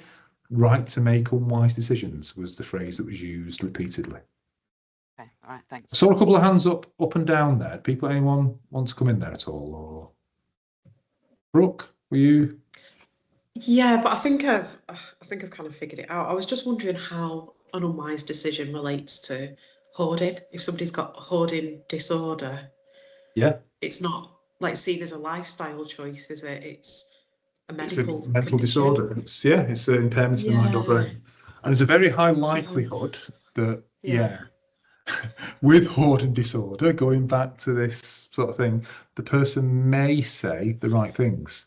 I need to sort of, I'm aware it's a mess, I'm aware it's a fire risk, but what I'm going to do is work with my support worker or work with my family to reduce the hoarding. Then you go back next week and they can't, there's even higher piles than next week. So that's a classic example of where the person may be unable to use the information. Yeah. Right. Because they're not walking the talk. Yeah. And and so your evidence and your capacity assessment on the following dates went to see whoever the name of the person is. They told me they could do this. However, sorry, I'm just going to mute things because there we go. However, sort of the reality, the evidence is that the person can't do this, and this is evidence they're not able to use the information. And then this appears to be directly attributable to their hoarding disorder. So that would be how you record it. But in terms of the capacity assessment, that's it. So relevant information for the decision. You apply the support principle, all practical steps. You apply the functional test first, and then the impairment test second. Now, when the Mental Capacity Act first came in, the guidance was you do what's called the diagnostic impairment test first and the functional test second. The Supreme Courts in the JB case were very clear. You do the functional test first, and only if the person can't make the decision do you consider whether it's because of the impairment of mind. But if a person's got capacity, generally, they get to make an autonomous decision, generally, even if that results in their death. There's been lots of cases where people have capacity who refused treatment for things like cancer, and that's resulted in their death. So generally, anybody who wants to put their hand up and give me a 30-second definition of when inherent jurisdiction may be useful, where someone has capacity, or where it may be applied. There's something called inherent jurisdiction that may kick in, even if a person's got capacity. Anybody come across that at all? So it's called inherent jurisdiction of the High Court.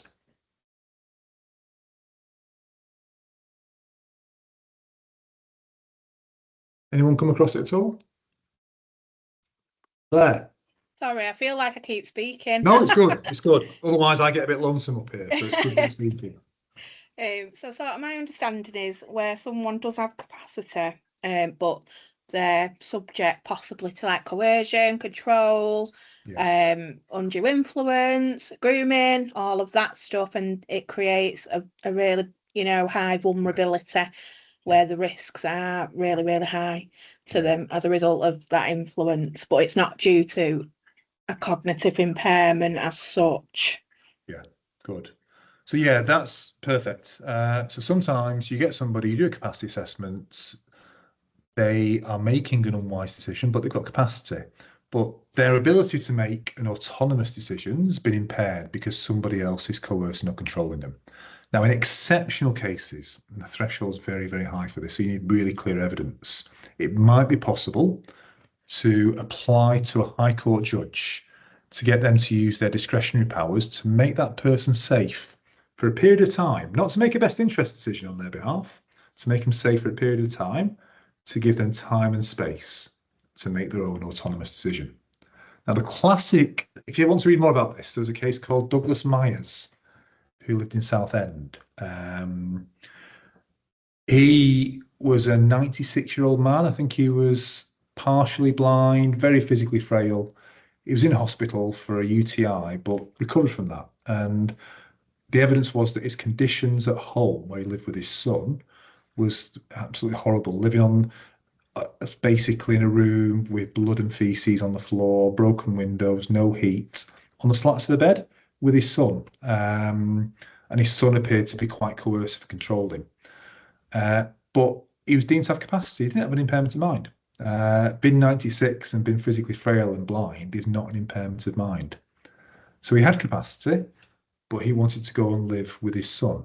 And instead, it went to court, and the court used inherent jurisdiction to place him in a care home for a couple of months to give him time and space away from his son, away from that coercion and control, to reach his own decision. So yeah, if you want to read more about it as well, if you want actual practical guidance, 39 Essex Chambers, Barristers' Chambers, have published a guidance note about this that's intended to provide guidance for frontline social workers. I might have it here, so I'll put it in the chat as well. But yeah, in exceptional circumstances, yeah, where somebody, has capacity, but is the victim of coercion and control and not able to make an autonomous decision, there may be a need to consider inherent jurisdiction. The other thing that could kick in, even if a person's got capacity, is the Mental Health Act. So where a person's got a mental disorder and there's a risk to their own health, safety or protection of others, then even if a person's got capacity, they can be detained in hospital for mental health treatment and also given medication against their wishes. So it's not as easy as saying a person's got a right to make an unwise decision. Generally, if a person has capacity, they get to make an autonomous decision. We may still have a high-level panel to oversee that person, try and support them, but generally they get to make an autonomous decision. If coercion and control is involved, then we need to consider inherent jurisdiction. Alternatively, if there's a mental health problem, then they could be detained under the Mental Health Act. Tell you what, we're talking for too long here. Can we take a break again till 12:10? Again, on the condition that people please try and get away from your screens for at least a few minutes. So back here at 12:10. Okay, people, we're back on. Can people return to their screens, please?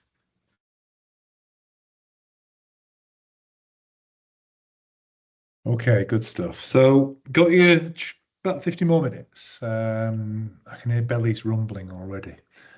Caroline, you put in the chat there about capacity in relation to somebody's been scanned.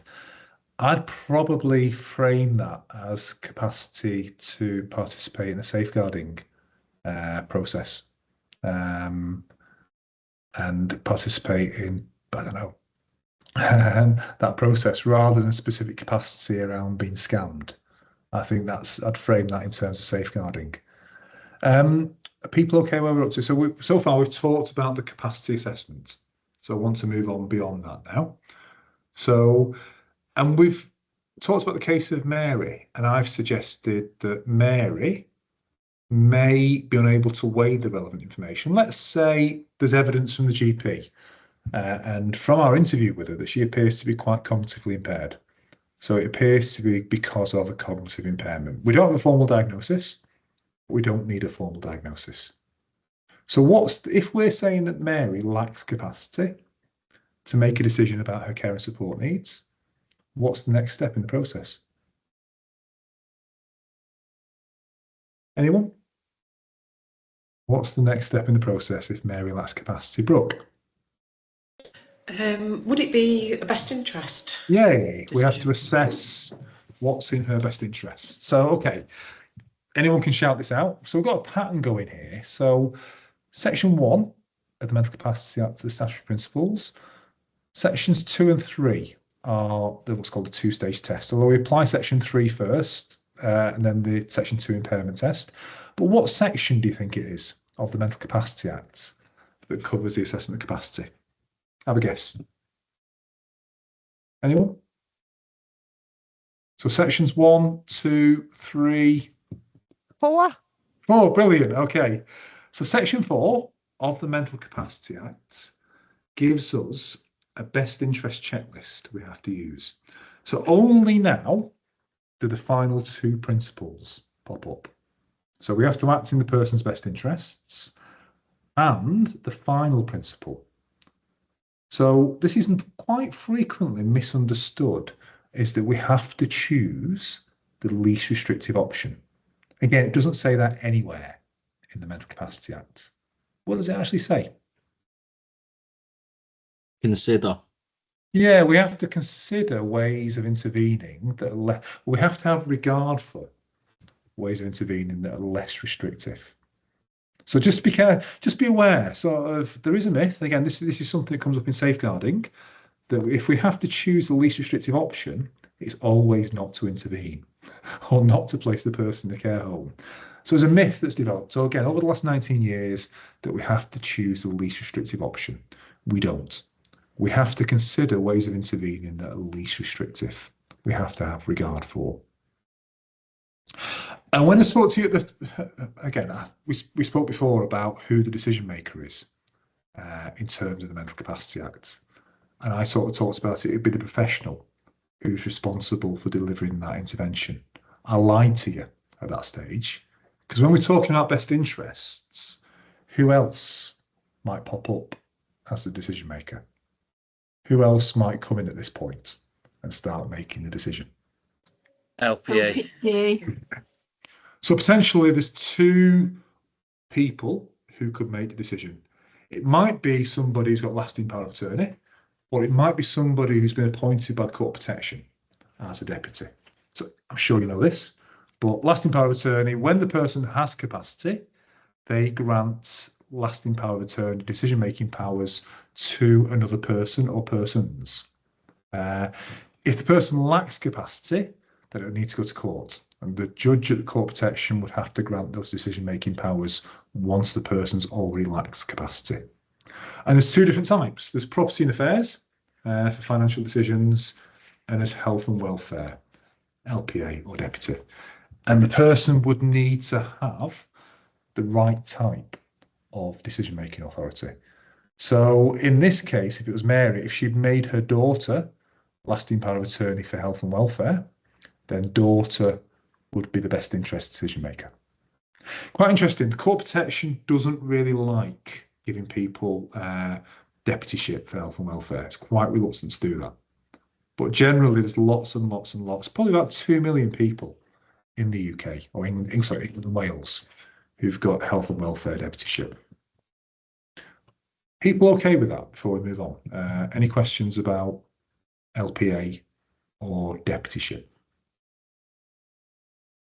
Well, yeah, if there's a welfare LPA in this case, they would be the decision maker. How do you determine somebody's best interests applying Section 4 of the MCA? What do we need to consider?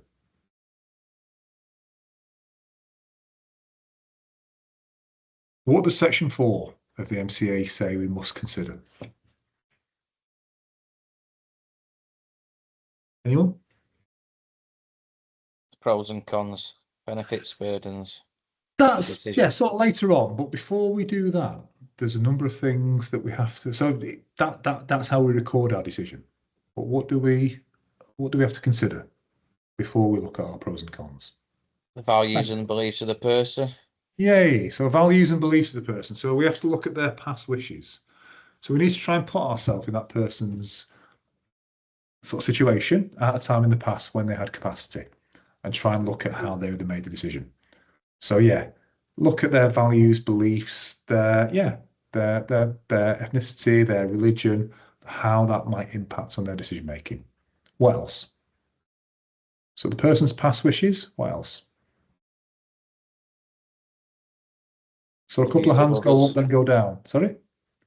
Other people's views, like family. Yeah. So the views of family or other people interested in welfare, views of professionals. Anything else we need to consider? Do we need to consider the actual person's wishes? Yeah, their current wishes. Yeah, just because a person lacks capacity doesn't mean, as a judge said, that their wishes fall off a cliff. So that our starting point should be, what does a person want at the moment? So we have to look at, when the person has capacity, how would they have made the decision themselves? This is a really big one. Court protection judgments are really stressing this. So it's great if the person said, if I lose capacity, I want this kind of package at home. Dead easy. Most people don't do that. Most people don't do that. So you have to try and do a bit of social history and drill down into their values and belief system. So views of family, or other people interested in the welfare, or views of professionals. And we have to look at what the available options are. What's an IMCA? And when would an IMCA be appointed under the Mental Capacity Act? If the person doesn't have any family or friends or anyone who can support them with this. Okay. And sometimes if there's issues within a family, we may ask an IMCA to help that person because what the families are saying isn't necessarily what they want to do. Yeah, but the statutory role, but if there's I think there's a discretion to be involved, but I think generally if there's no one from a non-professional background who can provide an opinion about best interests, and it's a decision about serious medical treatment or changing accommodation. And again, I think there's a discretion for them to be involved in safeguarding cases. But generally, it's those decisions. So yeah, you would. Again, the gold standard is you get everybody in a room together and have a best interest meeting, or at least have a Teams call and have everyone on the same Teams call. Legally speaking, you don't need to do that. You don't need to have a best interest meeting. And there is evidence that waiting for best interest meetings can sometimes delay care for a long period of time and mean that the person suffers from harm. The statutory requirement is for the decision maker, so the professional and the social worker if it's about social care, or the LPA or deputy, for them to consider all these factors. What's the person's present wishes? What are their past wishes? What are the views of the family members or the IMCA? What are the views of professionals?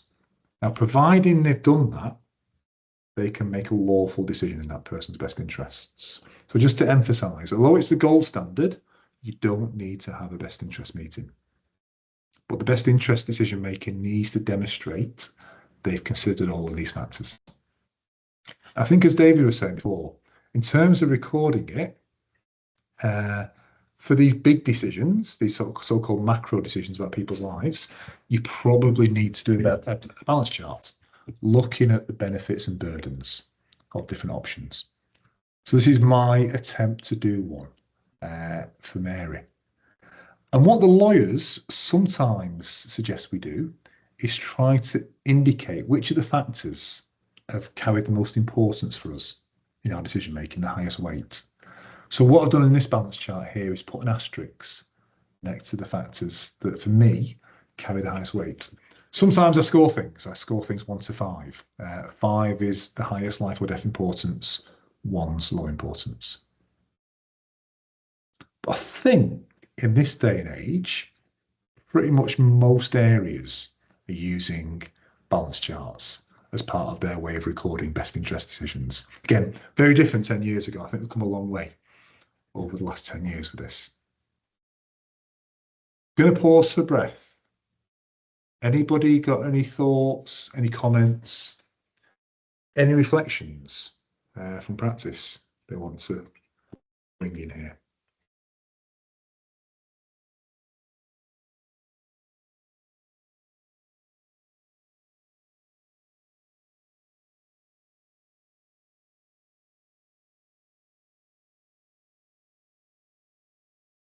Okay, good.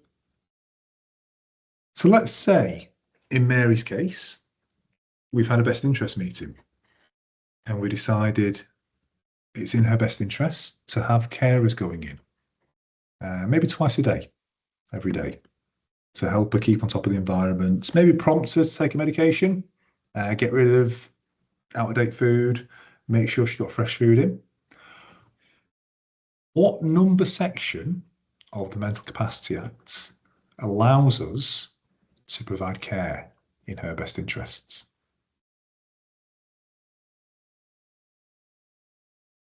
Yes.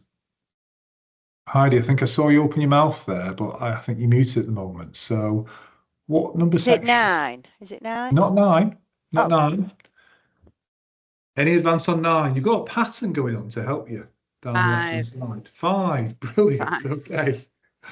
So section 5 of the Mental Capacity Act is the legal authority. Well, it's the protection from liability for anything you do in that person's best interests, providing you can demonstrate you've done a proper assessment of that person's best interests. So section 5 is your general authority to provide care or treatment. So if you're doing a care plan for carers to go into somebody's house and provide domiciliary support, you're doing it under section 5 of the MCA.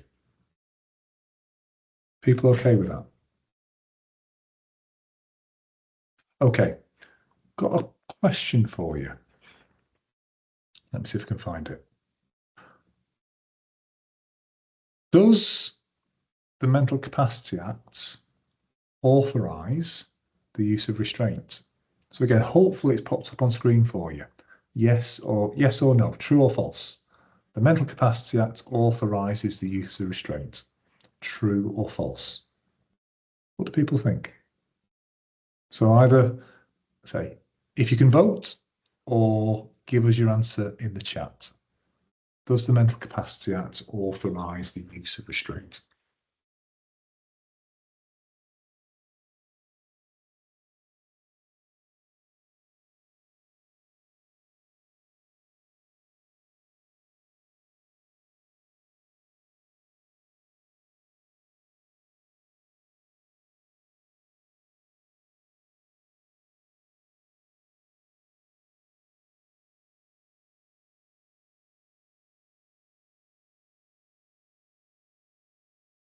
Okay, I think there's 5 more people left to vote. You've probably gone off watching daytime telly by now anyway, so give you a few more seconds for this. 5, 4, 3, 2, 1. Okay, so step away from your keyboards, please. What's that then? So 10 people said true, 16 people said false. Okay. So give you a situation. Mary's got carers coming around. So one day the carers go with Mary to the corner shop near her house to get some tea bags and milk. So they're walking down the road with Mary. During that time, Mary gets very agitated, emotionally dysregulated, and walks out into the middle of a busy road. There's a big truck coming towards her, so the carer gets Mary and pulls her back onto the pavement. Is that restraint? Yes. Yeah. Yes. Is that permitted under the Mental Capacity Act?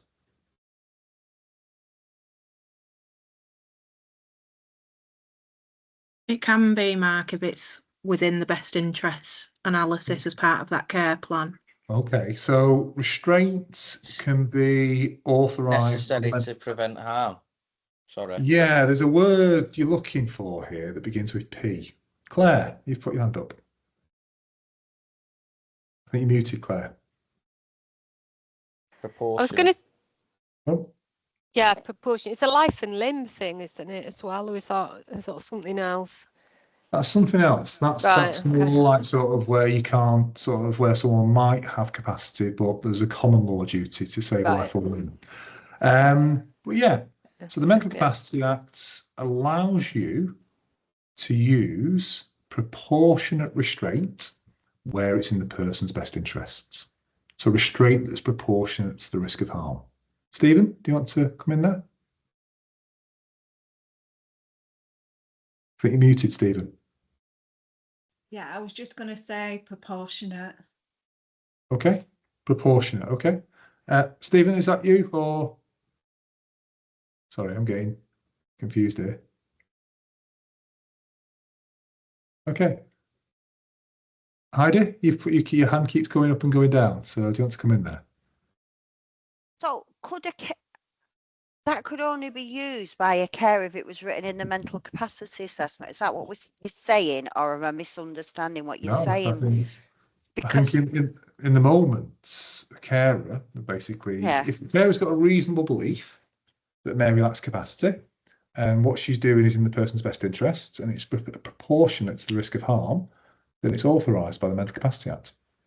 Even if it's not written in, actually. Even if it's not written in, yeah. Fantastic. Because again, just Mary, stop the truck. You can't leave it to get going to go back over. to the office and Caroline, you've got your hand up there. Do you want to come in there? Yeah, I just wanted to ask. We've had one recently, and it ended up coming through as a safeguarding. I don't know. I'm just wanting to know, would that apply if, say, a support worker had taken somebody out and the person suddenly became aggressive towards them, and the support worker was trying to maintain their safety? Somebody was trying to hit them or push them, so they grabbed hold of their hand or something to stop them from making contact. Ooh, okay. Can I swerve that for a few seconds and come back to it? Yes, you can. Yeah. Yeah, I will come back to that. But yeah, generally as a rule, the Mental Capacity Act allows you to use restraint that's proportionate to the risk of harm to the person in their best interests. What section of the Mental Capacity Act allows you to do that? Anyone shout it out? 6. 6, brilliant. Okay, we've got a pattern going now, haven't we? Section 6, proportionate use of restraint. Okay, 5 pictures, A, B, C, and D. So it's out. It's supposed to be out. It's about what that insert. Sorry, yeah, I think so. A, C, D, E, and F. Sorry. Which of these pictures are restraint, and which ones are not restraint?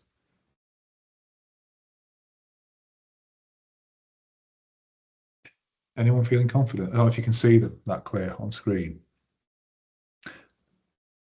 This one here, camera in a care home. Is that restraint? Yes. Yeah. Why is it restraint? Because someone's under constant supervision. Okay, so it's constantly providing supervision. If someone gets up from their chair, a carer may come and put the person back in the chair. Okay, putting medication in somebody's food because the person doesn't want to take it. Is that restraint? Yes. Yeah, especially if it's sedative medication. Okay. Putting somebody in a bucket chair they can't get out of. Yeah. Is that right? Yeah. Okay. So hospital security staff standing at the end of a corridor where somebody's self-harmed. Just keep an eye on that person in case they try and leave. Is that restraint? Yeah. Holding somebody's hand because that person's really agitated and doesn't want to be in the room. Is that restraint? Yeah. Okay, good. So the point I'm making here is Section 6 of the Mental Capacity Act. When we talk about restraint, it's a very, very wide, broad definition. So it's the use of force or the potential use of force to basically overcome an objection. So if you go out from this care home, we'll ring the police and the police will bring you back. So without actually using force, we're using the threat of force to overcome an objection. But it can also be where the person's completely compliant, where you put in measures in place to sort of restrict their liberty of movement. Could be cameras to alert staff if the person gets up and move. Could be cot sides on a bed. Restraint over the years has got a really bad name for itself. I think sometimes people see it as assault. The point I'm making here is restraint, where it's in the person's best interests. Not only are we allowed to use it, we have to use it. And to fail to do so will be an act of omission, an act of neglect. So I think I've got it here in the chat. There's a Safeguard Adult review from East Sussex. I think it's 2017. I'll put it in the chat for you. About a man in a care home. Well, he's a nursing home, actually. He had dementia. And when he first moved there, he had capacity and was consenting to the move. But as his dementia progressed, he lacked capacity. I think they put him for dolls for him. But he started to refuse personal care, essential personal care. He had a couple of skin lesions. And over a period of about 8 months, those lesions got worse and worse and worse. And staff, everyone was sort of, oh, we need to do something, but nobody knew what to do. And in the end, they got infected. I think the psychiatrist was involved, the approved mental health professionals were involved, the GP was involved. Nobody knew what to do. And he got maggots in the wounds and he died of poisoning.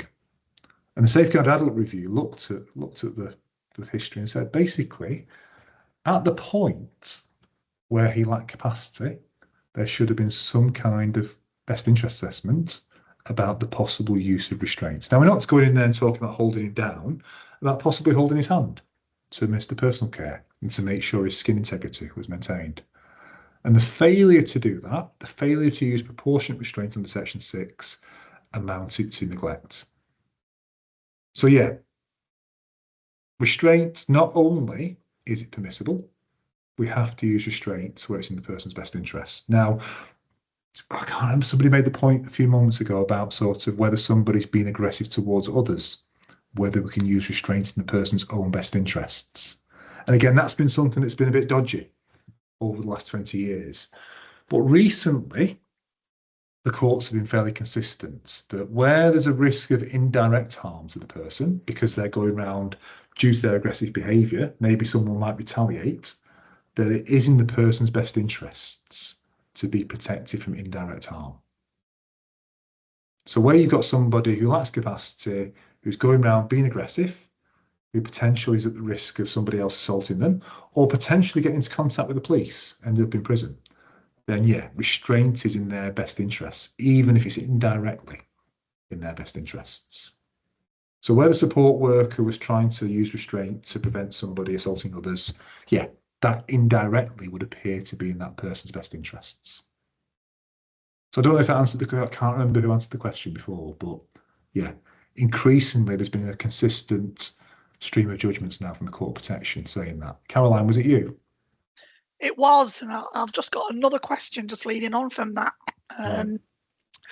When you were showing the picture of like the cameras and the bed rails on the bed, and putting medication in food, that sort of thing, do the same rules apply in somebody's home, or if they live with a relative and it's a relative who's, we have a lot of relatives who will put a camera in because they can't be with the person, so they're worried if they fall, they can just check.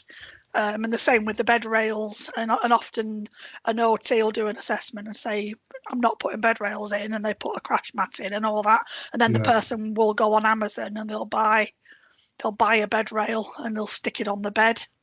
I don't know whether they're entitled to do that, or whether we can say, no, it's restraint, you've got to remove it, you've got to take the cameras down if the person doesn't agree. And a lot of the time the person has an impairment and they're not able to sort of commence some of the times. So if you've done a best interest assessment and you feel the person, so again, this is the fifth principle, that regard for less restrictive care, that care can be provided in a less restrictive way,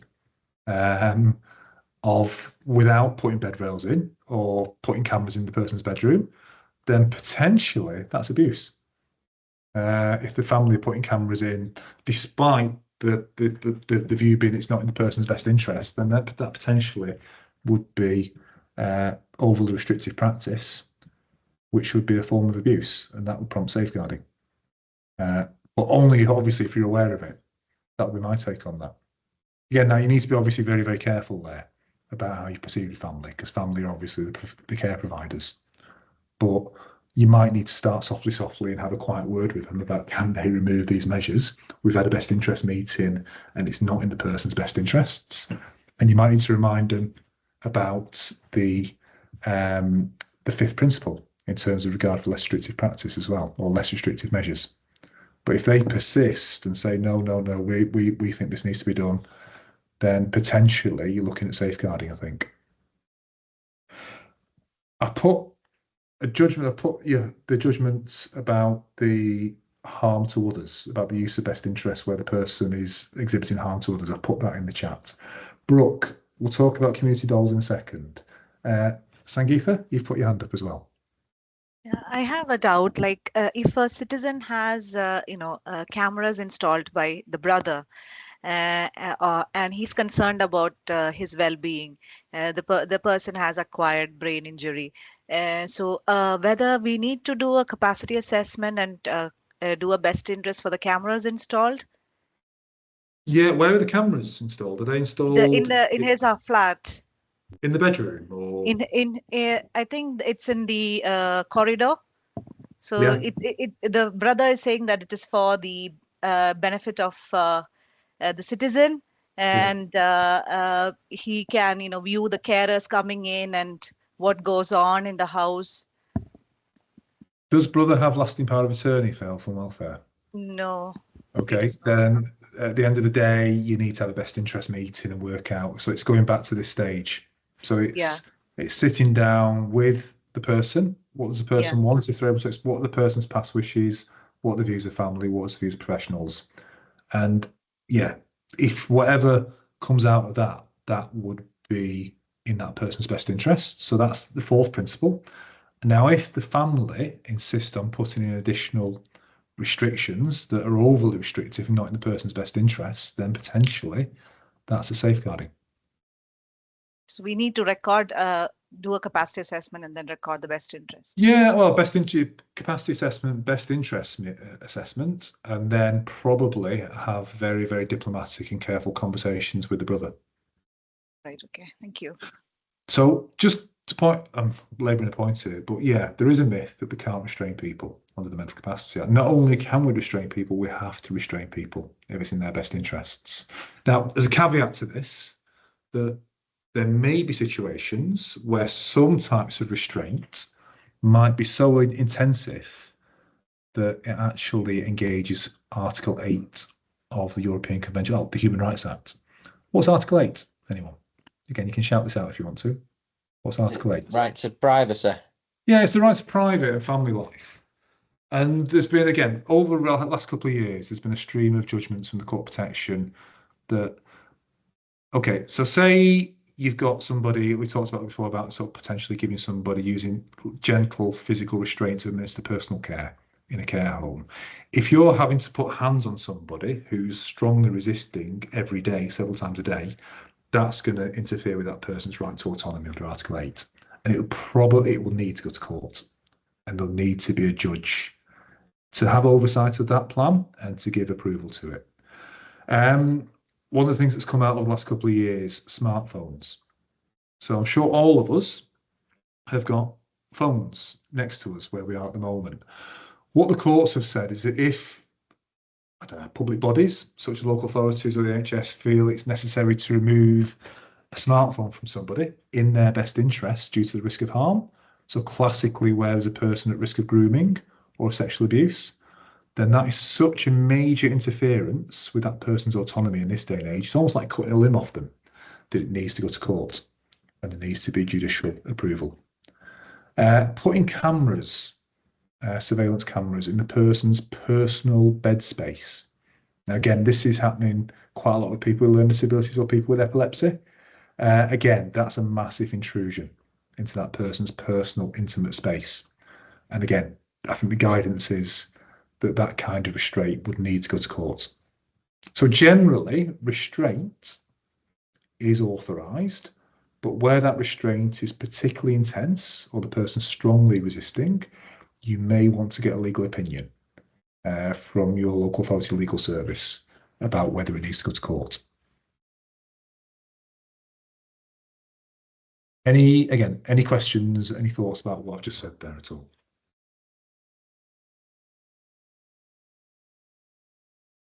Okay, so we're working with Mary at home. Carers are going in, it's not working.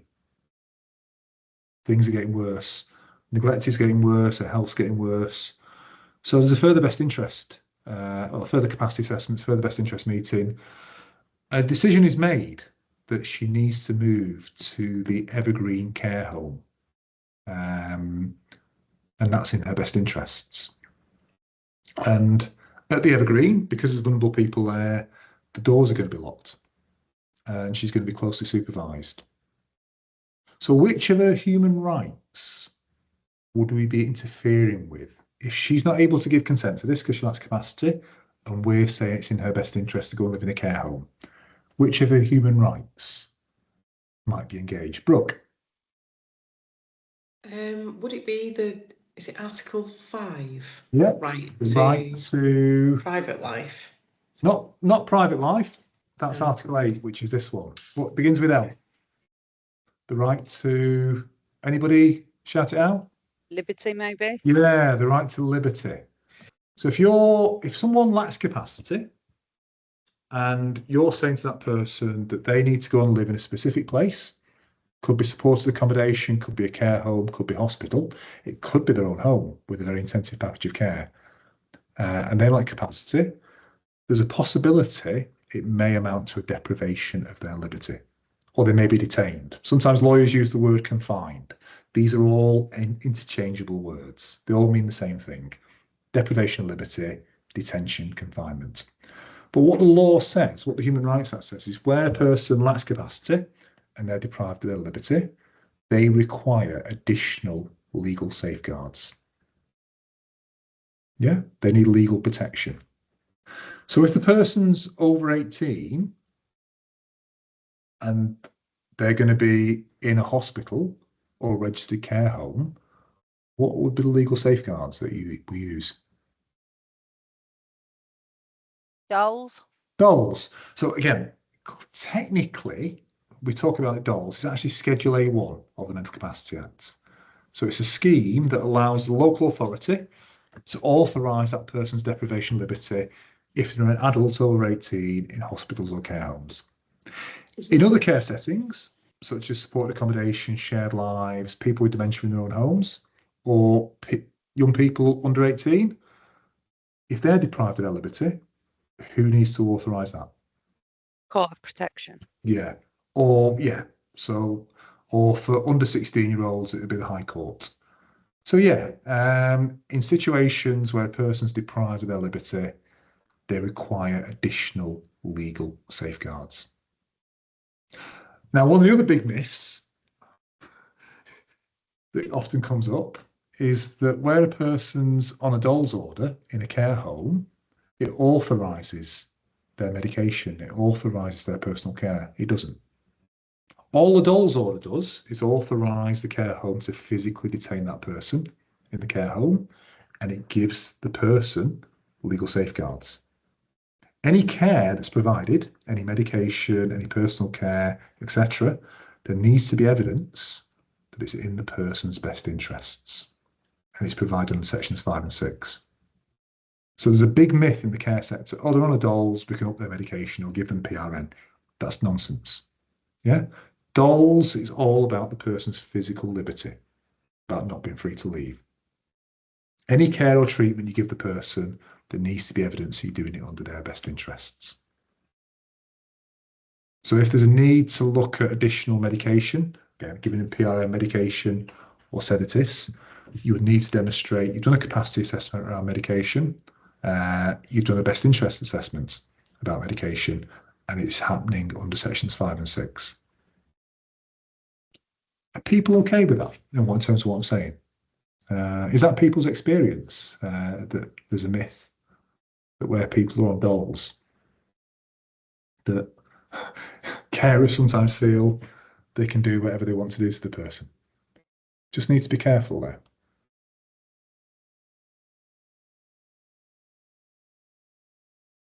So just to say before we finish, go on, Caroline.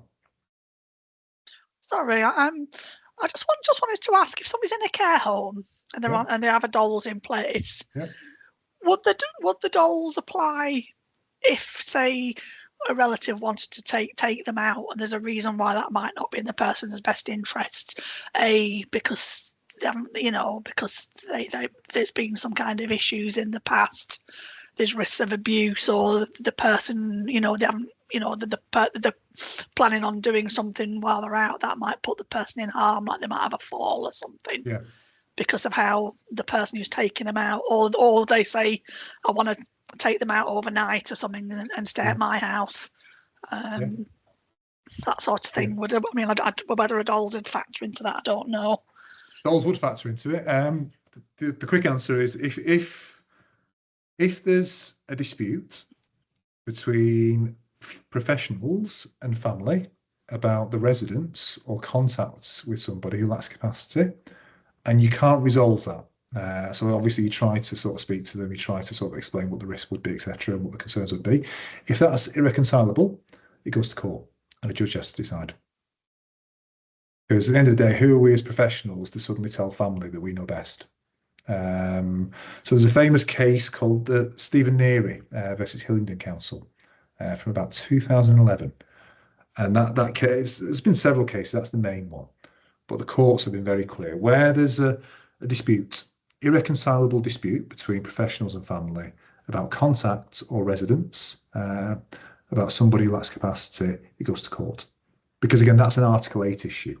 Dolls is about where it's basically about sort of that person where they physically live. But that becomes a right to family life issue under Article 8. So that would need to go to court. Just going back to this Article 5 issue though, how do we determine whether a person's deprived their liberty or not? What's the legal test we have to use? Do we have to go back to, oh God, I'm Go on. talking at.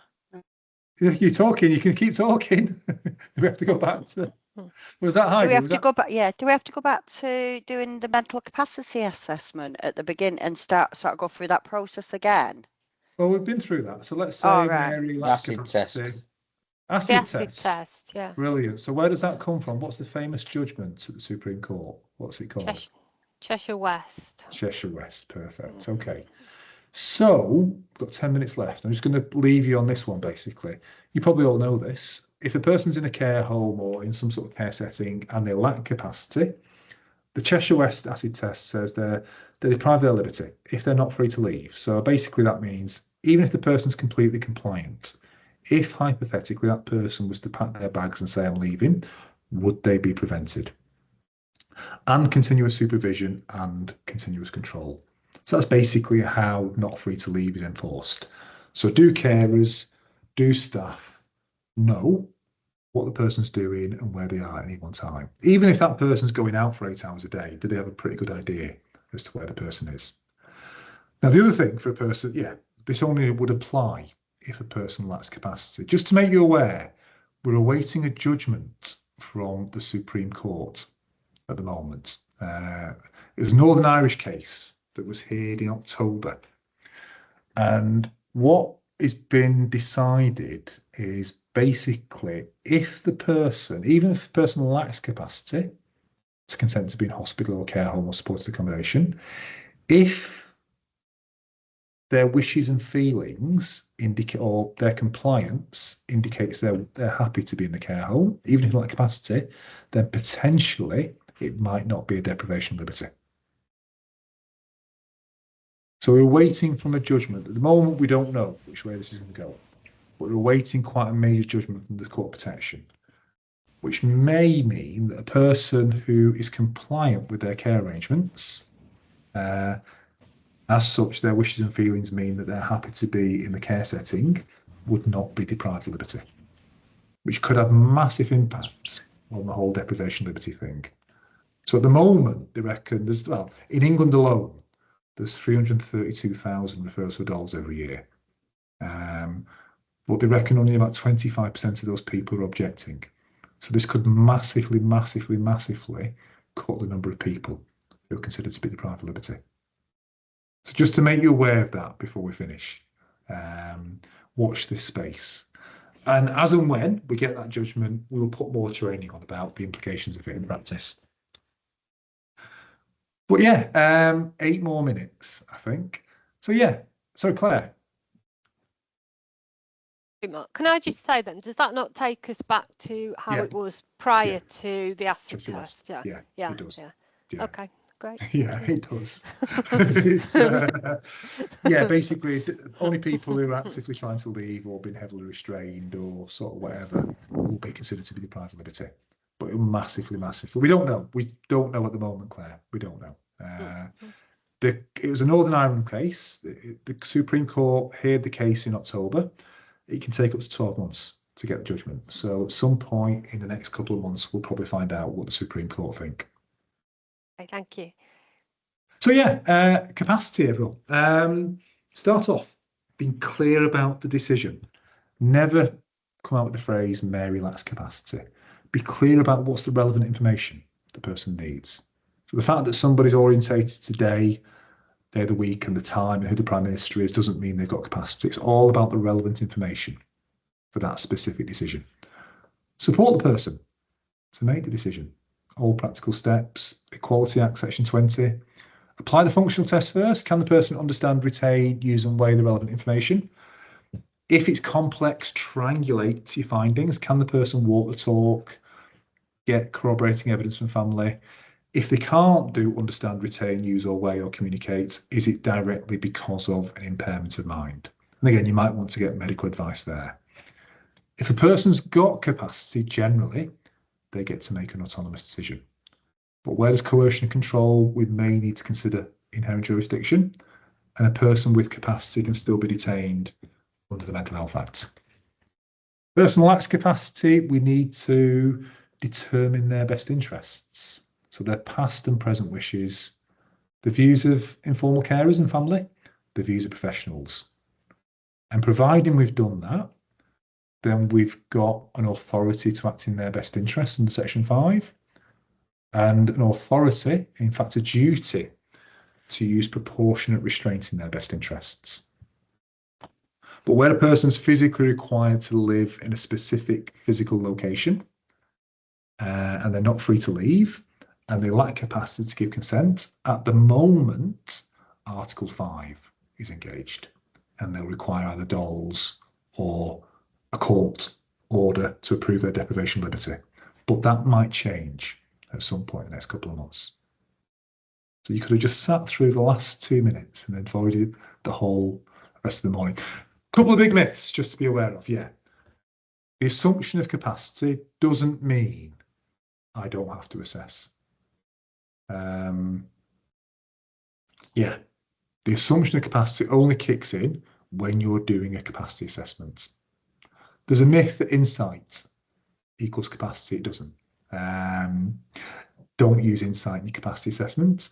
There's a myth that people have the right to make unwise decisions. Doesn't say that anywhere in the Mental Capacity Act. There's also a myth that we have to choose the least restrictive option. Again, we don't.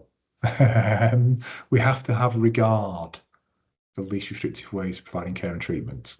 I think I might have worded this wrong, but yeah, there's a myth that we can't use restraint. Yeah, as we just said, we have to use restraint if it's in the person's best interests and it's proportionate to the risk of harm. So the plan for today was to have a discussion and reflect on the assessment capacity, to discuss and reflect on the best interest process, and to hopefully bust the big 5 mental capacity related myths. So I'm hoping we've done that. If I haven't, then please throw rotten tomatoes at me or something. But we've got 4 minutes left. So before you go, I do need people to do a quick evaluation. So I put the link to the evaluation in the chat. Alternatively, if you want to scan the screen, the QR code on screen with your phone, it will take you directly to the chat, to the evaluation link.